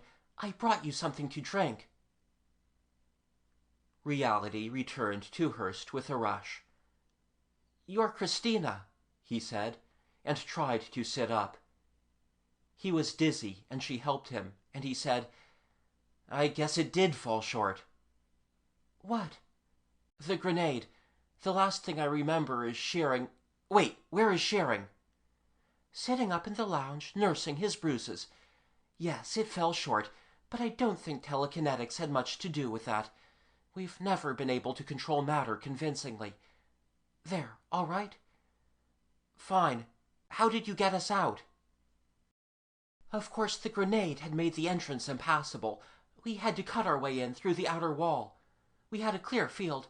Belliver's men had all gone back to their ships. They thought you were dead, and to tell you the truth, we thought you must be too. But you didn't quite feel dead, so we dug you out. Thanks, said Hurst. I suppose they know different now. He was in a ship's sick bay. From the erratic crash and shudder of the lateral jets, they were beating their way through the belt and at a high rate of speed. Hurst sent a glance back into space. The tugs and Belliver's yacht were following, but this time only the yacht had a chance. The tugs were dropping hopelessly behind. Yes, they soon found out once we got you out, but with any luck we'll lose them, said Christina. She sat down beside the bunk where she could see his face. Shearing told you about the ship. The starship, yes. He looked at her. Suddenly he laughed. You're not a goddess at all. Who said I was? Shearing, or anyway, his mind. 10 feet tall and crowned with stars. I was afraid of you. He leaned closer. Your eyes, though, they are angry. So will yours be, she said, when you fought the Bellivers as long as we have. There are still things I don't understand. Why you built the ship. Why you've kept it secret from everyone, not just Belliver. What you plan to do with it. How you came to be one of the Brotherhood. She smiled. The Sights method was originated to save wreck victims frozen in deep space, remember? Quite a few of us never went through the door at all, innocent or guilty. But that makes no difference once you've come back from out there. She put her hand on his. You've learned fast, but you're only on the threshold. There's no need for words with us. Open your mind. He did so. At first it was no different from the contact he had had with Shearing's mind, or with Christina's before on the Happy Dream. Thoughts came to him clearly phrased. You want to know why we built the ship, what we plan to do with it. And it was only after some time that he realized the words had stopped, and he was receiving Christina's emotions, her memories and opinions, her disappointments and her dreams, as simply and directly as though they were his own. You haven't had time yet, they told him without words, to realize how alone you are. You haven't tried, as most of us do at first, to be human again, to fit yourself into life as though the gap of time was not there, as though nothing had changed. You haven't watched people getting old around you, while you have hardly added a gray hair. You haven't had to move from one place to another, one job, one group of friends to another, because sooner or later they sense something wrong about you. You haven't had to hide your new powers, as you would hide a disease, because people would fear and hate you, perhaps even kill you if they knew. That's why there is a brotherhood. And that's why we built the ship. Symbol of flight, symbol of freedom, a universe wide beyond imagining, thronging with many-colored suns, with new worlds where men in a human society could build a society of their own. No boundaries beyond which the mind cannot dare to go. All space, all time, all knowledge, free. Once more he saw those wide, dark seas between the suns. His mind raced with hers through the cold, flaming nebulae, wheeled blinded and stunned past the hiving stars of Hercules, looked in eager fascination at the splendid spiral of Andromeda. No longer, perhaps, beyond reach, for what are time and space to the intangible forces of the mind? Then that wild flight ceased, and instead there was a smaller vision, misty and only half realized, of houses and streets, a place where they could live and be what they were, openly and without fear. "Can you understand now," she asked him, "what they would think if they knew about the ship? Can you understand that they would be afraid to have us colonizing out there, afraid of what we might do?" He understood. At the very least, if the truth were known, the Lazarites would never be free again. They would be taken and tested and examined and lectured about, legislated over, restricted, governed, and used. They might be fairly paid for their ship and whatever other advancements they might develop, but they would never be permitted to use them. With sudden savage eagerness, Hurst said, "But first of all, I must know who killed MacDonald. Schering explained about the latent impressions. I'm ready." She stood up, regarding him with grave eyes. "There's no guarantee it will work. Sometimes it does, sometimes not." Hurst thought about the tired, gray-haired man who had stood at the foot of his bed. "It'll work. It's got to." He added, "If it doesn't, I'll tear the truth out of Belliver with my hands." "It may come to that," she said grimly, "but we'll hope. Lie quiet. I'll make the arrangements." An hour later, Hurst lay on the padded table in the middle of the sick bay. The ship spun and whirled and leapt in a sort of insane dance, and Hurst was strapped to the table to prevent his being thrown off. He had known that the ship was maneuvering in the thickest swarm area of the belt, with 4 pilots mind-linked and flying Esper, trying to outdare Belliver. 2 others were keeping Vernon blanked, and they hoped that either Belliver himself or his radar deflector system would give up. Hurst had known this, but now he was no longer interested. He was barely conscious of the lurching of the ship. They had given him some sort of a drug, and he lay relaxed and pliant, in a pleasant suspension of all worries, looking vaguely up at the faces that were bent over him.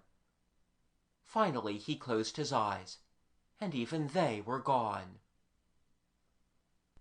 He was crossing the plain of methane snow with MacDonald under the glowing rings. At first it was all a little blurred, but gradually the memory cleared until he was aware of each tiny detail far more clearly than he had been at the time. The texture of the material from which MacDonald's suit was made, the infinitesimal shadow underscoring every roughness of the snow, the exact sensation of walking in his leaded boots, the whisper and whistle of his oxygen system. He quarreled again with MacDonald, not missing a word. He climbed with him into the tower of No. 3 hoist and examined the signal lights and sat down on the bench, smiling to wait. He sweated inside his suit. He would take a shower when he got back to quarters. He wished for a smoke. MacDonald's steady grumbling and cursing filled his helmet. He listened, enjoying it. "Hope you bang yourself with your own clumsy hammer, and I wish you joy of your fortune. If you have as many friends rich as you had poor, you won't have any." There was an itch under his left arm. He pressed the suit in with his right and wriggled his body against it. It didn't do any good. Damn suits. Damn Titan. Lucky Elena, back on Earth with the kids. Making good money, though. Won't be long before I can go back and live like a human being. Now his nose itched, and MacDonald was still grumbling. There was the faintest ghost of a sound, and then crack. Then nothing. Dark, cold, sinking, very weak, gone. Nothing. Nothing. I come to in the cold silence and look down the shaft at MacDonald, and he is dead. Go back a bit. Slow. That's right. Easy. Back to Elena and the kids. Lucky Elena, in the sun and the warm, sweet air. Lucky kids. But I'm lucky too. I can go back to them soon. My nose itches. Why does your nose always itch when you've got a helmet on? Or your hands all over grease? Listen to MacDonald, damning the belt, damning the tools, damning everything in sight. Is that a footstep? The air is thin and poisonous, but it carries sound. Somebody coming behind me? Split second, no time to look or think. Crack! Cold, dark, nothing. Let's go back again. Don't hurry. We've all the time in the world. Go back to the footsteps you heard behind you. Almost heard. And then black and cold. Heavy. Flat. Face heavy against helmet. Cold. Lying down. Must get up. Danger. Far away. Can't. MacDonald is screaming. Let the lift alone. What are you doing, Hurst? Hurst! Shut up, you greedy little man, and listen. You're not Hurst. Who are you? That doesn't matter. I know, you're from Belliver. Belliver sent you to steal the Titanite. Well, you won't get it. It's where nobody will ever get it unless I show them how. Good. That's good, MacDonald. That's what I wanted to know. You see, we don't need the Titanite. MacDonald screams again, and the lift goes down with a roar and a rattle of severed chain. Heavy footsteps shaking the floor by my head.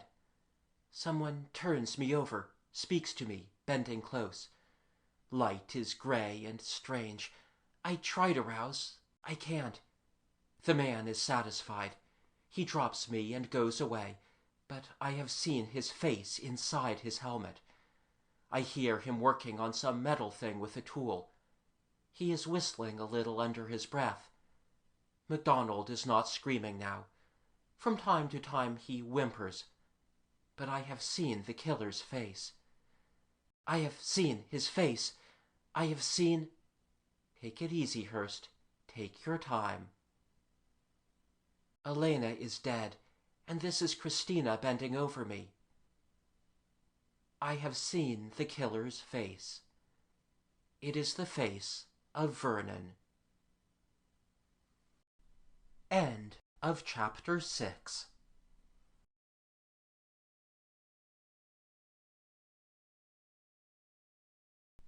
Chapter 7 of the Legion of Lazarus by Edmond Hamilton. Recording by Peter Eastman. Chapter 7. There was Christina, and there was Shearing, and there were two more he did not know leaning over him. The drug was wearing off a little, and Hurst could see them more clearly, see the bitter disappointment in their eyes. "Is that all?" Christina said. "Are you sure? Go back again." They took him back again, and it was the same. "That's all MacDonald said. Then we're no closer to the Titanite than we were before." Hurst was not interested in the Titanite. "Vernon," he said. Something red and wild rose up in him, and he tried to tear away the straps that held him. "Vernon, I'll get him." "Later, Hurst," said Shearing, and sighed. "Lie still a bit. He's on Belliver's yacht, remember? Quite out of reach.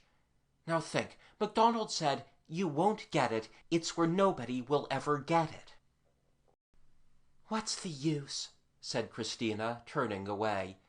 "It was a faint hope, anyway. Dying men don't draw obliging maps for you." She sat down on the edge of a bunk and put her head in her hands. "We might as well give up. You know that." One of the two Lazarites who had done the latent probe on Hurst said with hollow hopefulness, "Perhaps if we let him rest a while and then go over it again." "Let me up, out of here," said Hurst, still groggy with the drug. "I want Vernon." "I'll help you get him," said Shearing, "if you tell me what MacDonald meant when he said, 'Nobody will ever get it unless I show them how.'"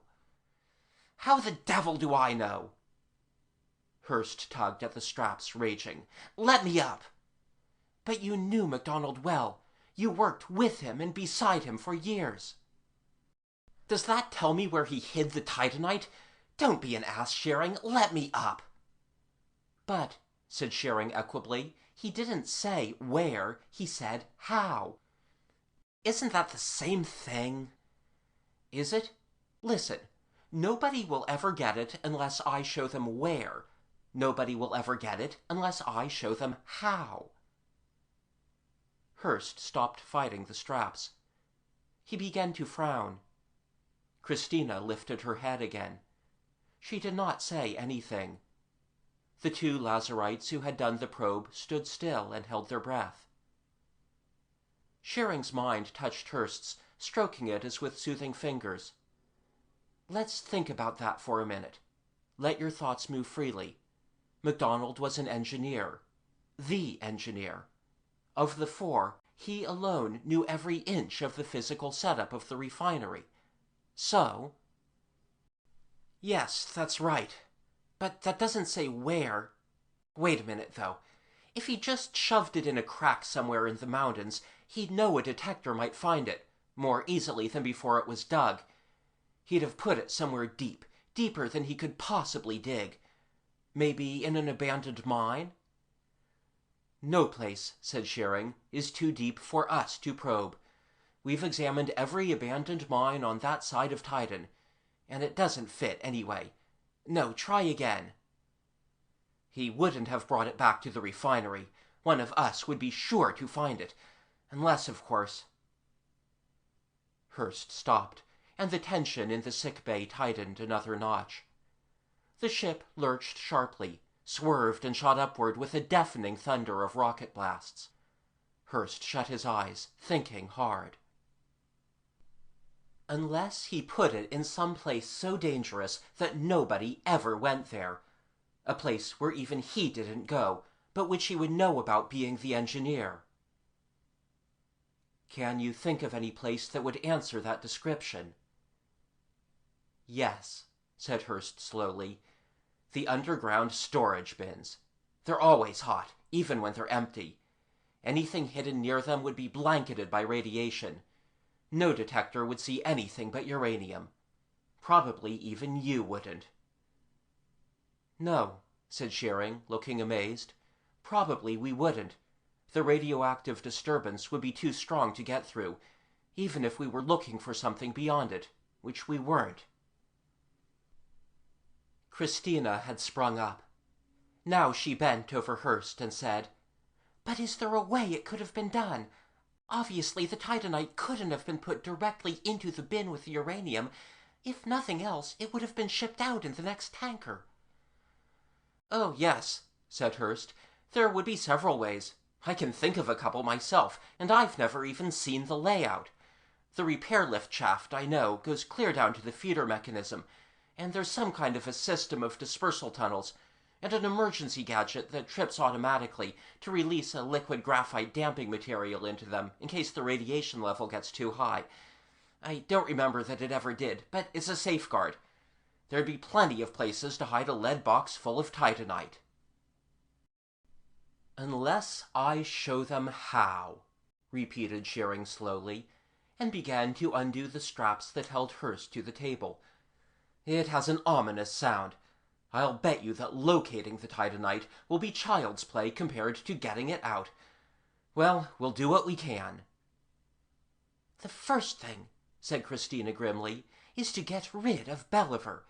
If he has the slightest suspicion where we're headed, he'll radio ahead and have all Titan alerted." Hurst, sitting up now on the edge of the table, hanging on against the lurching of the ship, said, "That's right. He owns the refinery now, doesn't he? Is it still working?" "No. The mines around there played out, 10-15 years ago. The activities shifted to the north and east on the other side of the range. That is what may possibly give us a chance." Shearing staggered with Hurst across the bucking deck and sat tailor fashion in the bunk, his eyes intent. "Hurst, I want you to remember everything you can about the refinery. The ground plan, exactly where the buildings are, the hoists, the landing field, everything." Hurst said, showing the edges of his teeth, "When do I get Vernon?" "You'll get him, I promise you." "What about Belliver? He's still behind us." Shearing smiled. That's Christina's job. Let her worry. Hurst nodded. He began to remember the refinery. Christina and the other two went out. A short while later, a number of things happened, violently and in quick succession. The ship of the Lazarites, pursuing its wild and headlong course through the swarming debris of the belt, was far ahead of Belliver's yacht, but still within instrument range. Apparently in desperation, it plunged suddenly on a tangential course into a cluster of great jagged rocks, all traveling together at a furious rate of speed. The cluster was perhaps 200 miles across. The Lazarite ship twisted and turned, and then there was a swift, bright flowering of flame, and then nothing. "She's blown her tubes," said Belliver exultantly, on the bridge of his yacht. The instruments had lost contact, chiefly because the cluster was so thick that it was impossible to separate one body from another. Vernon said, "They're not blanking my mind anymore. It stopped like that." But he was still doubtful. "Can you locate the ship?" asked Belliver. "I'm trying." Belliver caught his arm. "Look, there!" There was a second, larger and more brilliant flash of flame. "They've hit an asteroid," he said. "They're done for." "I can't locate them," Vernon said. "No ship, no wreckage. It could be a trick. They could be holding a cloak." "A trick," said Belliver. "I doubt it. Anyway, we're running low on fuel, and I'm not going to go into that cluster and risk my own neck to find out. If by any chance they do come out again later on, we'll deal with them." But they both watched the cluster until it had whirled on out of sight. And neither eye, nor instrument, nor Vernon's probing mind could distinguish any sign of life. End of Chapter 7.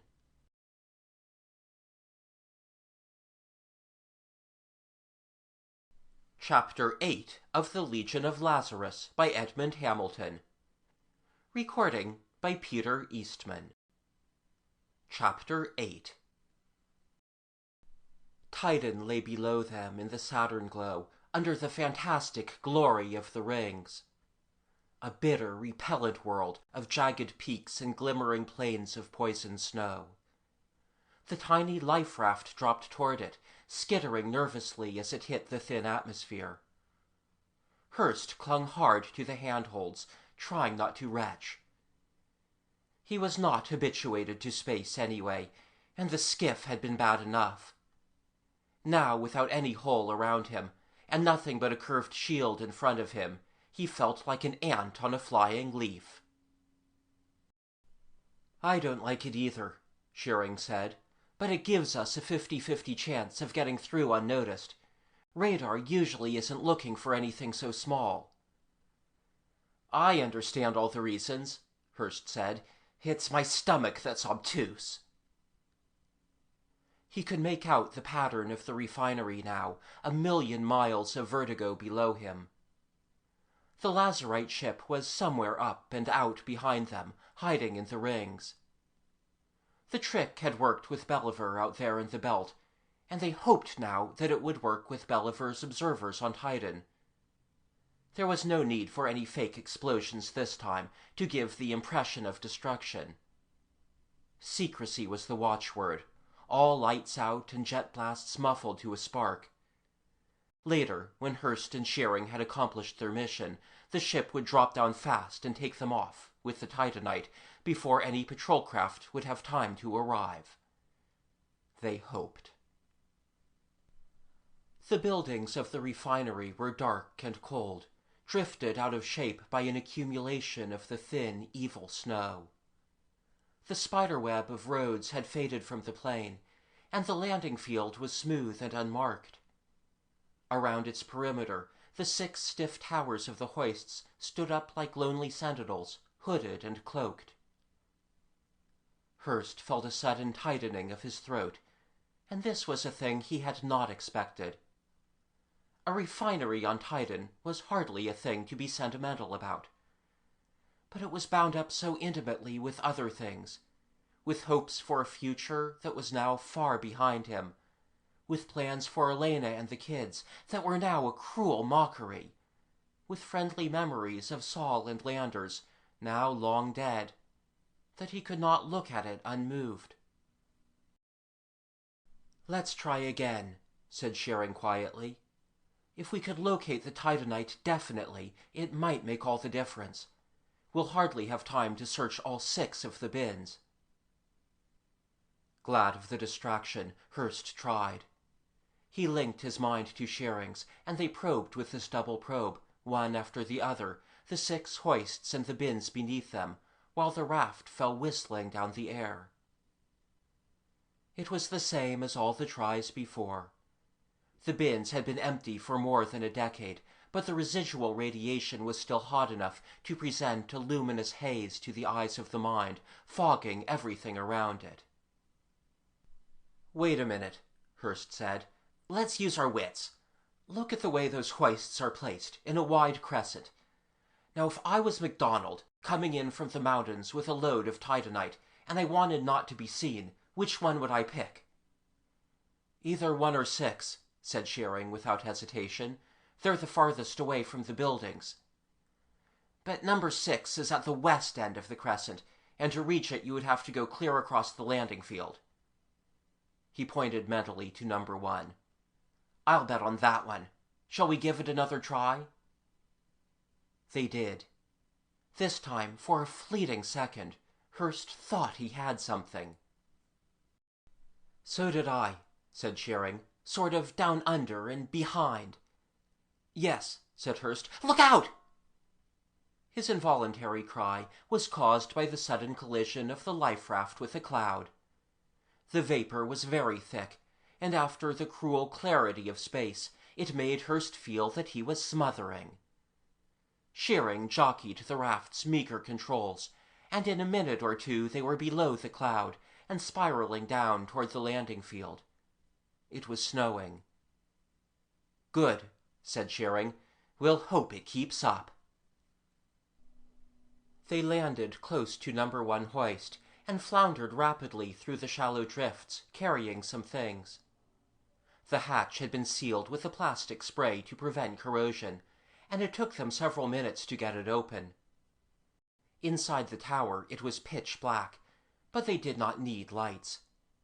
Their other senses showed them the worn metal treads of the steps quite clearly. In the upper chamber, the indicator panels were dark and dead. Hurst shivered inside his suit. He had been here so many times before, so long ago. "Let's get busy," Shearing said. They pulled on the ray-proofs they had brought with them from the raft. Without power, the lift was useless, but the skeleton cage, stripped of all its tools, was not too heavy for 2 strong men to swing clear of the shaft top. They made sure it would stay clear, and then sent down a light collapsible ladder. Hurst slid down first into the smooth, round, totally unlighted hole that had one segment of it open, paralleling the machinery of the hoist.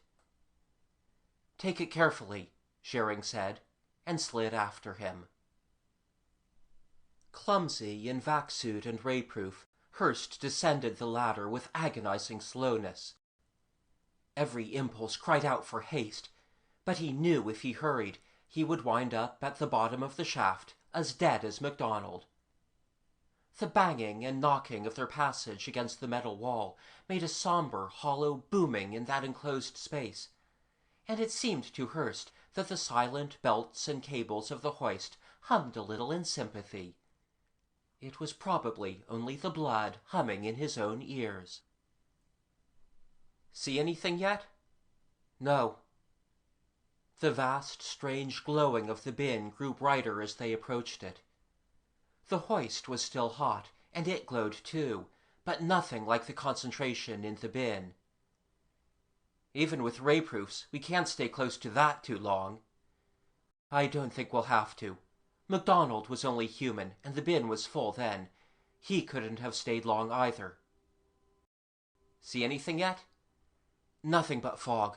When you hit bottom, better use your light. At long last, Hurst felt the bottom of the shaft under his boots. He stood aside from the ladder and switched on his belt lamp. In this case, the physical eyes were better than the mental, being insensitive to radiation. Instantly, the gears and cams of the feeder assembly sprang into sharp relief on the open side of the shaft. Shearing stumbled down off the ladder and switched on his own light. Where was it we thought we saw something? Down under and behind. Hurst turned slowly around, questing. The shaft was unbroken except by the repair opening. He climbed through it with some difficulty, because nobody was supposed to climb through it, and the machinery was placed for easy access with extension tools from the lift. The bin itself was now directly opposite them, a big hopper cut deep in the solid rock and serving the feeder by simple gravity. The feeder pretty well filled its own rocky chamber. A place might have been found beside it for something not too big, but the first man who came down on the lift would have seen it whether he was looking for it or not. Shearing pointed. A dark opening pierced the rock at one side. Hurst tried to see into it with his mental eyes, but the fog was so dense and bright. He saw it, an unsubstantial ghostly shadow, but there. A square box, some 20 feet down the tunnel. Shearing drew a quick, sharp breath. Let's go. They went into the tunnel, crouching, scraping against the narrow sides. Look out for booby traps. I don't see any, yet. The box sat in the middle of the tunnel. There was no way to get around it, no way to see over it without lying on its top and wriggling between it and the low roof. Hurst and Shearing shut their eyes. I'm not sure, but I think I see a wire. Damn the fog, can't tell where it goes. Hurst took cutters from his belt and slithered cautiously over the box. His heart was hammering very hard, and his hand shook, so that he had great difficulty getting the cutters and the wire together. The wire was attached to the back of the box, very crudely and hastily attached, with a blob of plastic solder. It was not until he had pinched the wire with the sharp metal cutter teeth that he realized the plastic was non-metallic and the wire bare. And then, of course, it was too late. There must have been a simple energizer somewhere up ahead, still charging itself from the ample radiation source. The cutters flew out of Hurst's hand in a shower of sparks, and in the darkness of the tunnel ahead there was a sudden wild flare of light and an explosion of dust. A shockwave, not too great, hammered past Hurst's helmet. Shearing yelled once, a protest broken short in mid-cry. Then they waited. The dust settled. The brief tremor of the rock was stilled. In the roof of the tunnel, where the blast had been, a broken dump trap hung open, but nothing poured out of it but a handful of black dust. Hurst began to laugh. He lay on his belly on top of the box of titanite and laughed. The tears ran out of his eyes and down his nose and dropped onto the inside of his helmet. Shearing hit him from behind. He hit him until he stopped laughing, and then Hurst shook his head and said, "Poor MacDonald." "Yeah, go ahead. You can cut the wire now." Such a lovely booby trap. But he wasn't figuring on time. They went away from here, Shearing, you see, and when they went, they drained off the liquid graphite and took it with them. So there isn't anything left to flood the tunnel. Pathetic, isn't it? Shearing hit him again. "Cut the wire." He cut it. They scuffled backward down the tunnel, dragging the box. When they got back into the shaft where there was room to do it, they opened up the box. "Doesn't look like much, does it, for all the trouble it's made?" "No, it doesn't. But then gold doesn't look like much, or uranium, or a handful of little dry seeds." Shearing picked up a chunk of the rough, grayish ore. "You know what that is, Hurst? That's the stars." It was Hurst's turn to prod Shearing into quiet. The starship and the dream that went with it were still only an intellectual interest to him. They shared out the titanite into 2 webbing sacks. It made a light load for each, hardly noticeable when clipped to a belt ring at the back. Hurst felt suddenly very nervous. Perhaps it was reaction. Perhaps it was the memory of having been trapped in a similar hole on the Valhalla asteroid. Perhaps it was a mental premonition, obscured by the radioactive fog. At any rate, he started to climb the ladder with almost suicidal haste, urging Shearing on after him. The shaft seemed to be a mile high. It seemed to lengthen ahead of him as he climbed, so that he was never any nearer the top. He knew it was only imagination, because he passed the level markers, but it was the closest thing to a nightmare he had ever experienced when he was broad awake. Just after they had passed the E-level mark, Shearing spoke. "A ship has landed." Hurst looked mentally. The fog effect was not so great now, and he could see quite clearly. It was a small ship, and 2 men were getting out of it. It had stopped snowing. "Radar must have picked up the raft after all," said Shearing, "or else somebody spotted the jet flares." He began to climb faster. "We better get out of this before they come in." D-level. Hurst's hands were cold and stiff inside his gauntlets, clumsy hooks to catch the slender rungs. The 2 men were standing outside in the snow, peering around. Sea level. One of the 2 men saw the raft parked by the hoist tower. He pointed, and they moved toward it. B-level. Hurst's boots slipped and scrambled, banging the shaft wall. "Christ," said Shearing, "you sound like a temple gong. What are you trying to do, alarm the whole moon?" The men outside bent over the raft. They looked at it. Then they looked at the hoist tower. They left the raft and began to run, pulling guns out of their belts. A-level. Hurst's breath roared in his helmet like a great wind. He thought of the long, dark way down that was below them, and how MacDonald had looked at the bottom of the shaft, and how he would take Shearing with him if he fell, and nobody would get to the stars, and Vernon would go free.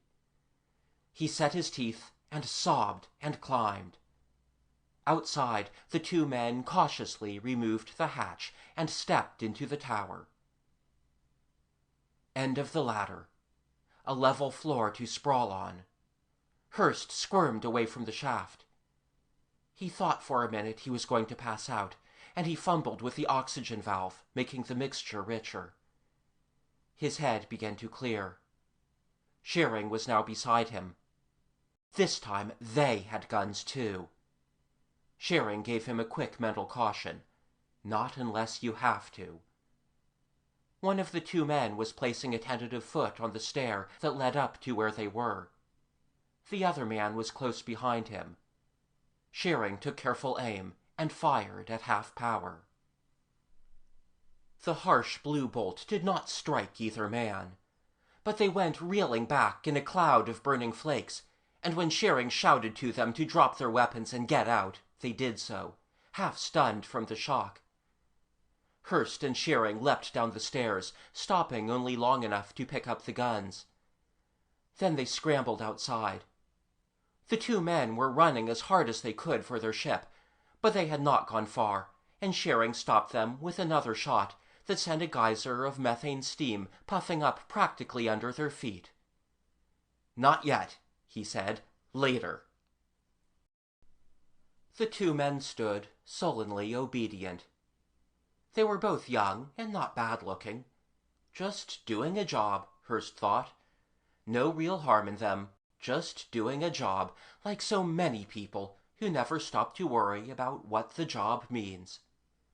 They both wore Belliver's ensign on their vac suits. One of them said, as though he were reciting a lesson in which he had no real personal interest, "You're trespassing on private property. You'll be prosecuted to the fullest extent of the law." "Sure," said Shearing. He motioned to the hoist tower. "Back inside." The young men hesitated. "What you going to do?" "Nothing fatal. It shouldn't take you more than half an hour to break out again." He marched them to the hatch and saw them inside it. Hearst was watching the sky, the black, star-glittering sky with the glorious arch of the rings across it, and one milky bright curve of Saturn visible and growing above the eastern horizon. "They're coming," he said mentally to Shearing. "Good." He started to close the hatch, and one of the young men pointed suddenly to the sack clipped to Shearing's belt. "You've been stealing something." "Tell that to Belliver." "You bet I will. The fullest extent of the law, mister. The fullest extent—" The hatch closed.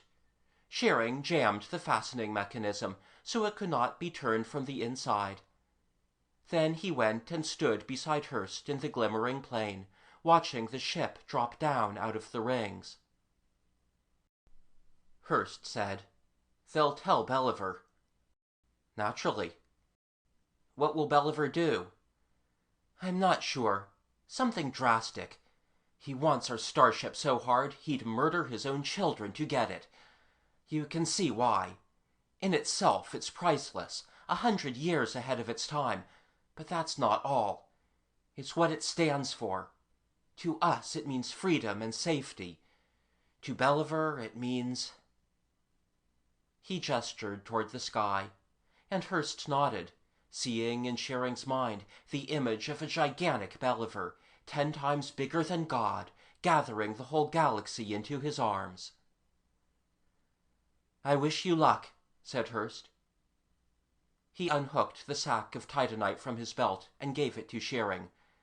"It'll take a little while to refine the stuff and build the relays, even so. That may be time enough. Come back for me if you can." "Vernon?" "Yes." Shearing nodded. "I said I'd help you get him. I will. No, this is my job. I'll do it alone. You belong there, with them, with Christina. Hearst, listen. Don't tell me where the starship is. I might not hold out as well as you." "All right. But, Hearst, in case we can't get back, look for us away from the sun, not toward it." "I'll remember." The ship landed. Shearing entered it, carrying the titanite. And Hearst walked away, toward the closed and buried buildings of the refinery. It had begun to snow again. End of Chapter 8.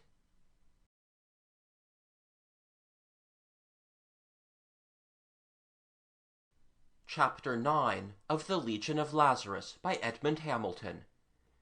Recording by Peter Eastman. Chapter 9. It was cold and dark and infinitely sad. Hearst wandered through the rooms, feeling like a ghost, thinking like one. Everything had been removed from the buildings. The living quarters were now mere circular tombs for a lot of memories, absolutely bare of any human or familiar touch. It felt very strange to Hearst. He kept telling himself that 50 years had passed, but he could not believe it. It seemed only a few months since MacDonald's death, months occupied by investigation and trial and the raging, futile anguish of the unjustly accused. The long interval of the pseudo-death was no more than a night's sleep to a mind unconscious of passing time. Now it seemed that Saul and Landers should still be here, and there should be lights and warmth and movement.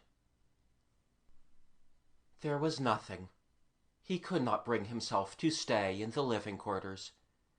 He went into one of the storerooms and sat on a concrete buttress and waited. It was a long and dreadful wait. During it all, the emotional storms occasioned by the murder and its aftermath passed through his mind. Scenes with Saul and Landers, scenes with the investigators, with MacDonald's family, with lawyers and reporters, scenes with Elena, the whole terrible nightmare leading inevitably to that culminating moment when the door of the airlock opened and he joined the sleepers on the plane. When it was all over, Hurst felt shaken and exhausted, but calm. The face of Vernon burned brightly in his mind's eye. Without bothering to open the steel-shuttered windows, he watched the two young men force their way out of the hoist tower. He watched them run to their ship and chatter excitedly over their radio. By the time, much later, that Belliver's yacht came screaming down to the landing field on a flaming burst of jets, he could watch it with almost the cool detachment of a spectator. He was careful to keep his shields up tight against Vernon, and he did not think the other Lazarite would be likely to look for him. Vernon seemed to be fully occupied with Belliver. "What else would they be stealing, you fool? You should have killed Hurst before, when you had the chance. Somebody had to take the blame for MacDonald. Anyway, you had him aboard the Happy Dream. Why didn't you hang on to him?" "Don't get insolent with me, Vernon. I can turn you over to the police any time for any one of 100 things." "Not without tipping your hand, Belliver." "It would be worth it." A string of foul names delivered in a furious scream. "You couldn't locate the Titanite, but they did, just as soon as they got hold of Hurst." "All right, Mr. God Almighty Belliver, turn me in. But if it was the Titanite they took, you haven't a chance of finding that starship without me. You haven't done very well at it so far. In the excitement they may get careless, but it's up to you." More foul language, but Belliver did not repeat his threat. He and Vernon, with a couple of other men, got into vac suits and lumbered across the snow to the hoist tower. From inside the cold, dark, buried building, Hurst watched them, and thought hard and fast, and smiled. Presently he left the building, and circled cautiously through the snowy gloom until he was in range of their helmet communicators. He could hear them orally now, but he kept watching them Esper fashion. They inspected the empty lead box, and the young men told what had happened, and Belliver turned his raging fury against them. There was no longer any doubt that the Titanite had been found and taken away, and Belliver saw the stars and worlds and moons, the bright glowing plunder of a galaxy, slipping away from him. He threatened the two young men with every punishment he could think of for not having stopped the thieves, and one of the young men turned white and anxious, and the other one flushed brick red and shook his fist close to Belliver's helmet. "You go to hell," he said. "I don't care who you are. You go to hell." He walked out of the hoist tower, with his companions stumbling at his heels, and Belliver screamed after them. And behind him the crewmen looked shocked and contemptuous, and Vernon laughed openly, showing the edges of his teeth. The two young men got into their ship and went away. Belliver turned and stood looking at the empty box. He seemed exhausted now, hopeless, like a child about to break down and cry. Vernon went over and kicked the box. "Hurst had the advantage," he said. "He knew MacDonald, and he knew the refinery. Even so, it must have been pure guesswork. Nobody could probe through that fog." "What are we going to do?" asked Belliver. "Vernon, what are we going to do?" Hurst spoke for the first time, his voice ringing loud and startling in their ears. "Don't ask Vernon," he said. "Ask me." There was a moment of complete silence. Hurst felt Vernon's mind brush his, and he permitted himself one cruel flash of triumph. Then everybody spoke at once, Vernon explaining why he hadn't spotted Hurst. Who could have figured he'd stay behind at a time like this? The crew members nervously fingering their guns, and Belliver crying, "Hurst! Is that you, Hurst? Where are you?" "Where I can get the first shot at anybody coming out of the tower, and where nobody from the yacht will ever reach me. Tell them all to stay put. Go ahead, Belliver. You want to hear me out, don't you?" "What do you want to say?" "I can find you that starship. Tell them, Belliver." He told them, and Vernon said to Belliver, "If he's willing to betray his friends, why would he get them the titanite?" He laughed. "It isn't even a good trick." "Oh, yes, it is," said Hurst softly. "It's a very good one. The best. You see, I don't care about the starship or the titanite. All I care about is the man who killed MacDonald. They were sort of bound up together. Ever hear of latent impressions, Vernon? I was unconscious, but my ears heard and my eyes saw, and my brain remembered when it was shown how." "That was 50 years ago," said Vernon. "People don't understand about us. Nobody would believe you if you told them." "They would if Belliver told them. They would if Belliver explained out loud about the Lazarites, about what happens to men when they go through the door. They'd listen to him, and there must be others who know, or at least suspect." Hurst paused long enough to smile. "The beauty of that is, Belliver, that you're in the clear. You're not responsible for a murder your grandfather had done. You could swear you didn't even know about it until now." Vernon said to Belliver, "If you do this to me, I'll blast you wide open." "What can he do, Belliver?" Hurst shouted. "He can talk, but you have the money, the position, the legal powers. You can talk louder. And when they know the truth, will anybody take the word of a Lazarite against a human man?" His voice rose higher and louder, drowning out Vernon's cry. "Are you afraid of him, Belliver? Are you so afraid of him you'll let the starship go?" "Hold him," Belliver said, and the crewman held Vernon fast. "Wait a minute, Hurst," he said. "What's your angle? Is it just revenge? Are you selling out your friends for something over and done half a century ago? I don't believe it, Hurst." Hurst said slowly, "I can answer that, so even you will understand. I have children. They're getting old now. They've lived all their lives thinking their father killed a man, not for love or for justice or in self-defense, but for sheer cold-blooded greed. I want them to know it wasn't so." "Hold him," Belliver said. The crewman struggled with Vernon, and Vernon said viciously to Belliver, "He'll never lead you to the starship. I can read his mind. When you've turned me in and blackened your grandfather's name to clear him, he'll laugh in your face. What are you, Belliver, a fool?" "Am I, Hurst?" "That's for you to find out. I'm offering you the starship for Vernon, and that's fair enough, because I want him as bad as you want it. And I can tell you, Belliver, if you decide to play it smart and call in your guards to hunt me down, it will do you no good. I won't be alive when they take me." Silence. In his mind's eye, Hurst could see the beads of sweat running down Belliver's face behind his helmet. He could see Vernon's face, too. It gave him pleasure. "It should be an easy decision, Belliver," he said. "After all, suppose I am lying. What have you got to lose but Vernon? And with his record, that isn't much." "Hold him," said Belliver. All right, Hurst, I'll do it.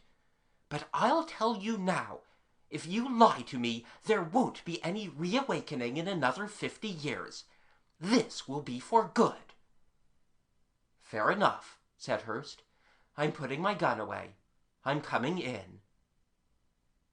He walked quickly through the snow toward the tower. End of Chapter 9.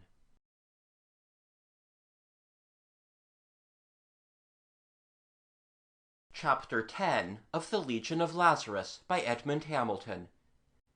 Recording by Peter Eastman. Chapter 10. On the bridge of his yacht, Belliver turned to Hurst and said, "I've done what you wanted. Now find me that starship." Hurst nodded. "Take off." The rockets roared and thundered, and the swift yacht leapt quivering into the sky. Hurst sat quietly in his recoil chair. He felt a different man, changed entirely in the last few days. Much had happened in those days. Belliver had got busy on the radio even before his yacht left Titan, and the story of the Lazarites had burst like a nova upon the solar system. Already there were instances of suspected Lazarites being mobbed by their neighbors, and government was frantically concerning itself with all the new, far-reaching implications of the Humane Penalty. Close on the heels of this bombshell had come Vernon's angry accusations against Belliver, delivered as soon as he was given to the authorities on Mars. During the 20 Martian hours necessary for formal charge and the taking of depositions, and while Belliver's yacht was being refueled, Vernon's story of the starship went out on all the interworld circuits. And it had been as Christina had said. The whole solar system was frantic to have the Lazarites caught and stopped, and every man in space became a self-appointed searcher for the hidden starship. Belliver, letting his lawyers worry about Vernon's accusations, had already laid formal claim to that ship, based on the value of the stolen titanite. "Where?" demanded Belliver now, in a fury of impatience. "Where?" "Wait," said Hurst. "There are too many watching, ready to follow you. They know what you're after. Wait till we're clear of Mars."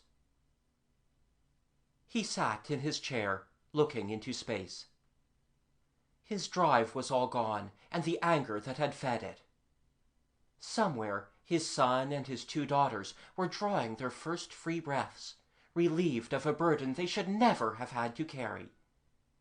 They knew now that he was innocent, and they could think of him now without bitterness, speak his name without hate. He had done what he had set out to do, and he was finished. He knew what was ahead of him, but he was too tired to care. The yacht went fast, away from the old, red, weary planet. Hurst thought of Shearing and Christina and the others, laboring over their ship on the dark plain. He felt safe in doing this, because Vernon was gone, and the gray, evil man who had helped to torture Shearing aboard the Happy Dream was still in an Earth hospital, recovering from the blow Hurst had given him. They were out of reach, and Hurst was the only Lazarite Belliver had. He did not try to get through to Shearing, because he knew that was impossible, and there was no reason for it anyway. He let his mind stretch out and rove through the nighted spaces beyond Saturn, beyond Uranus and Neptune, beyond the black and frigid bulk of Pluto. He did not see the ship nor touch a Lazarite mind, and so he knew that they were still holding the cloak, still hiding from possible betrayal. He withdrew his mind and wished them luck. "We're clear of Mars," said Belliver. "Which way?" "That way," said Hurst, and pointed. "Toward the sun." The yacht swerved and steadied on a new course, toward the distant glare of Sol, and Belliver said, "What's the exact location?" "Can you trust every man in this crew?" asked Hurst. "Can you be sure not one of them would give it away when we stop to refuel? You're not the only one that knows about the starship now, remember. You could tell me. You're too impatient, Belliver. You'd want to head straight there, and it won't be that easy. They have defenses. We have to be careful, or they'll destroy the ship before we reach it. Or finish the relays and go. Belliver gave Hurst a long look. I'll trust you because I have to, but I wasn't making an empty threat. And I'll do it so there won't be any thought of murder. You'd better find me that ship, Hurst. From then on, Belliver hardly slept. He paced the corridors and haunted the control room, and watched Hurst with a gnawing, agonizing doubt. Hurst began to feel for him a distant sort of pity, as he might have felt for a man afflicted by some disease brought on by his own excesses. The yacht passed the orbit of Earth, refueled at an obscure space station, and sped on. Hurst continued to stall Belliver, ordering a change of course from time to time to keep him happy. At intervals he let his mind rove through those dark spaces they were leaving farther behind with every passing second. Each time it was a greater effort, but still there was no sign of the starship or its base, and so he knew that the labor still went on. By the time the yacht reached the orbit of Venus, a fan-shaped cordon of other ships had collected around and behind her, drawn by the word that Belliver was on his way to find the starship. Government patrols were in constant touch. "They can't interfere," said Belliver. "I've got a lien on that ship, a formal claim." "Sure," said Hurst, "but you'd better be the first to find it. Possession, you know. Bear off a bit. Mislead them. They're sure now they know where you're going." "Don't they?" said Belliver, looking ahead at the glittering spark that was Mercury. "There isn't any place else to go." "Isn't there?" Belliver stared at him, narrow-eyed. "The legend of the Vulcan was exploded by the first explorers. There is no intramercurial world." Hurst shot a swift, stabbing mental glance toward Pluto. Still nothing.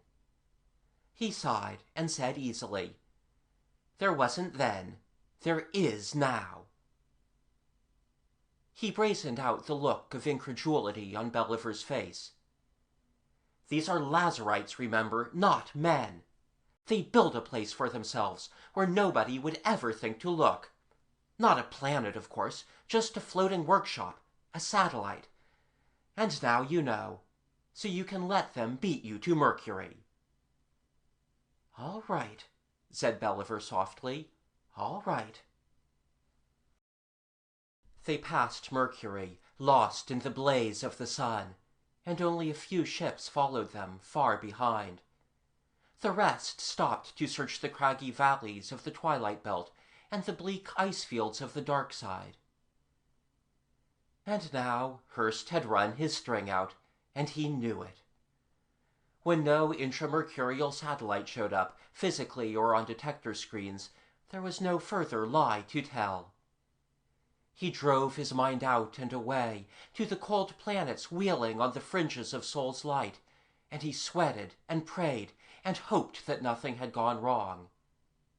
And suddenly the cloak was dropped, and he saw a lonesome chip of rock beyond Pluto, all hollowed out for shops and living quarters, and the great ship standing in the mile-long plain, with the stars all drifted overhead. And the ship lifted from the plain, circled upward, and suddenly was not. Hurst was bitterly sorry that he was not aboard. But he told Belliver, "You can stop looking now. They've got away." He watched Belliver die, standing erect on his feet, still breathing, but dying inside with the last outgoing of hope. "I thought you were lying," he said, "but it was the only chance I had." He nodded, looking toward the shuttered port with the insufferable blaze outside. he said in a flat, dead voice. "If you were put out there, bound, in the lifeboat, headed toward the sun, yes, I could make up a story to fit that." In the same toneless voice he called his men. And suddenly the yacht lurched over, shuddering in the backwash of some tremendous energy.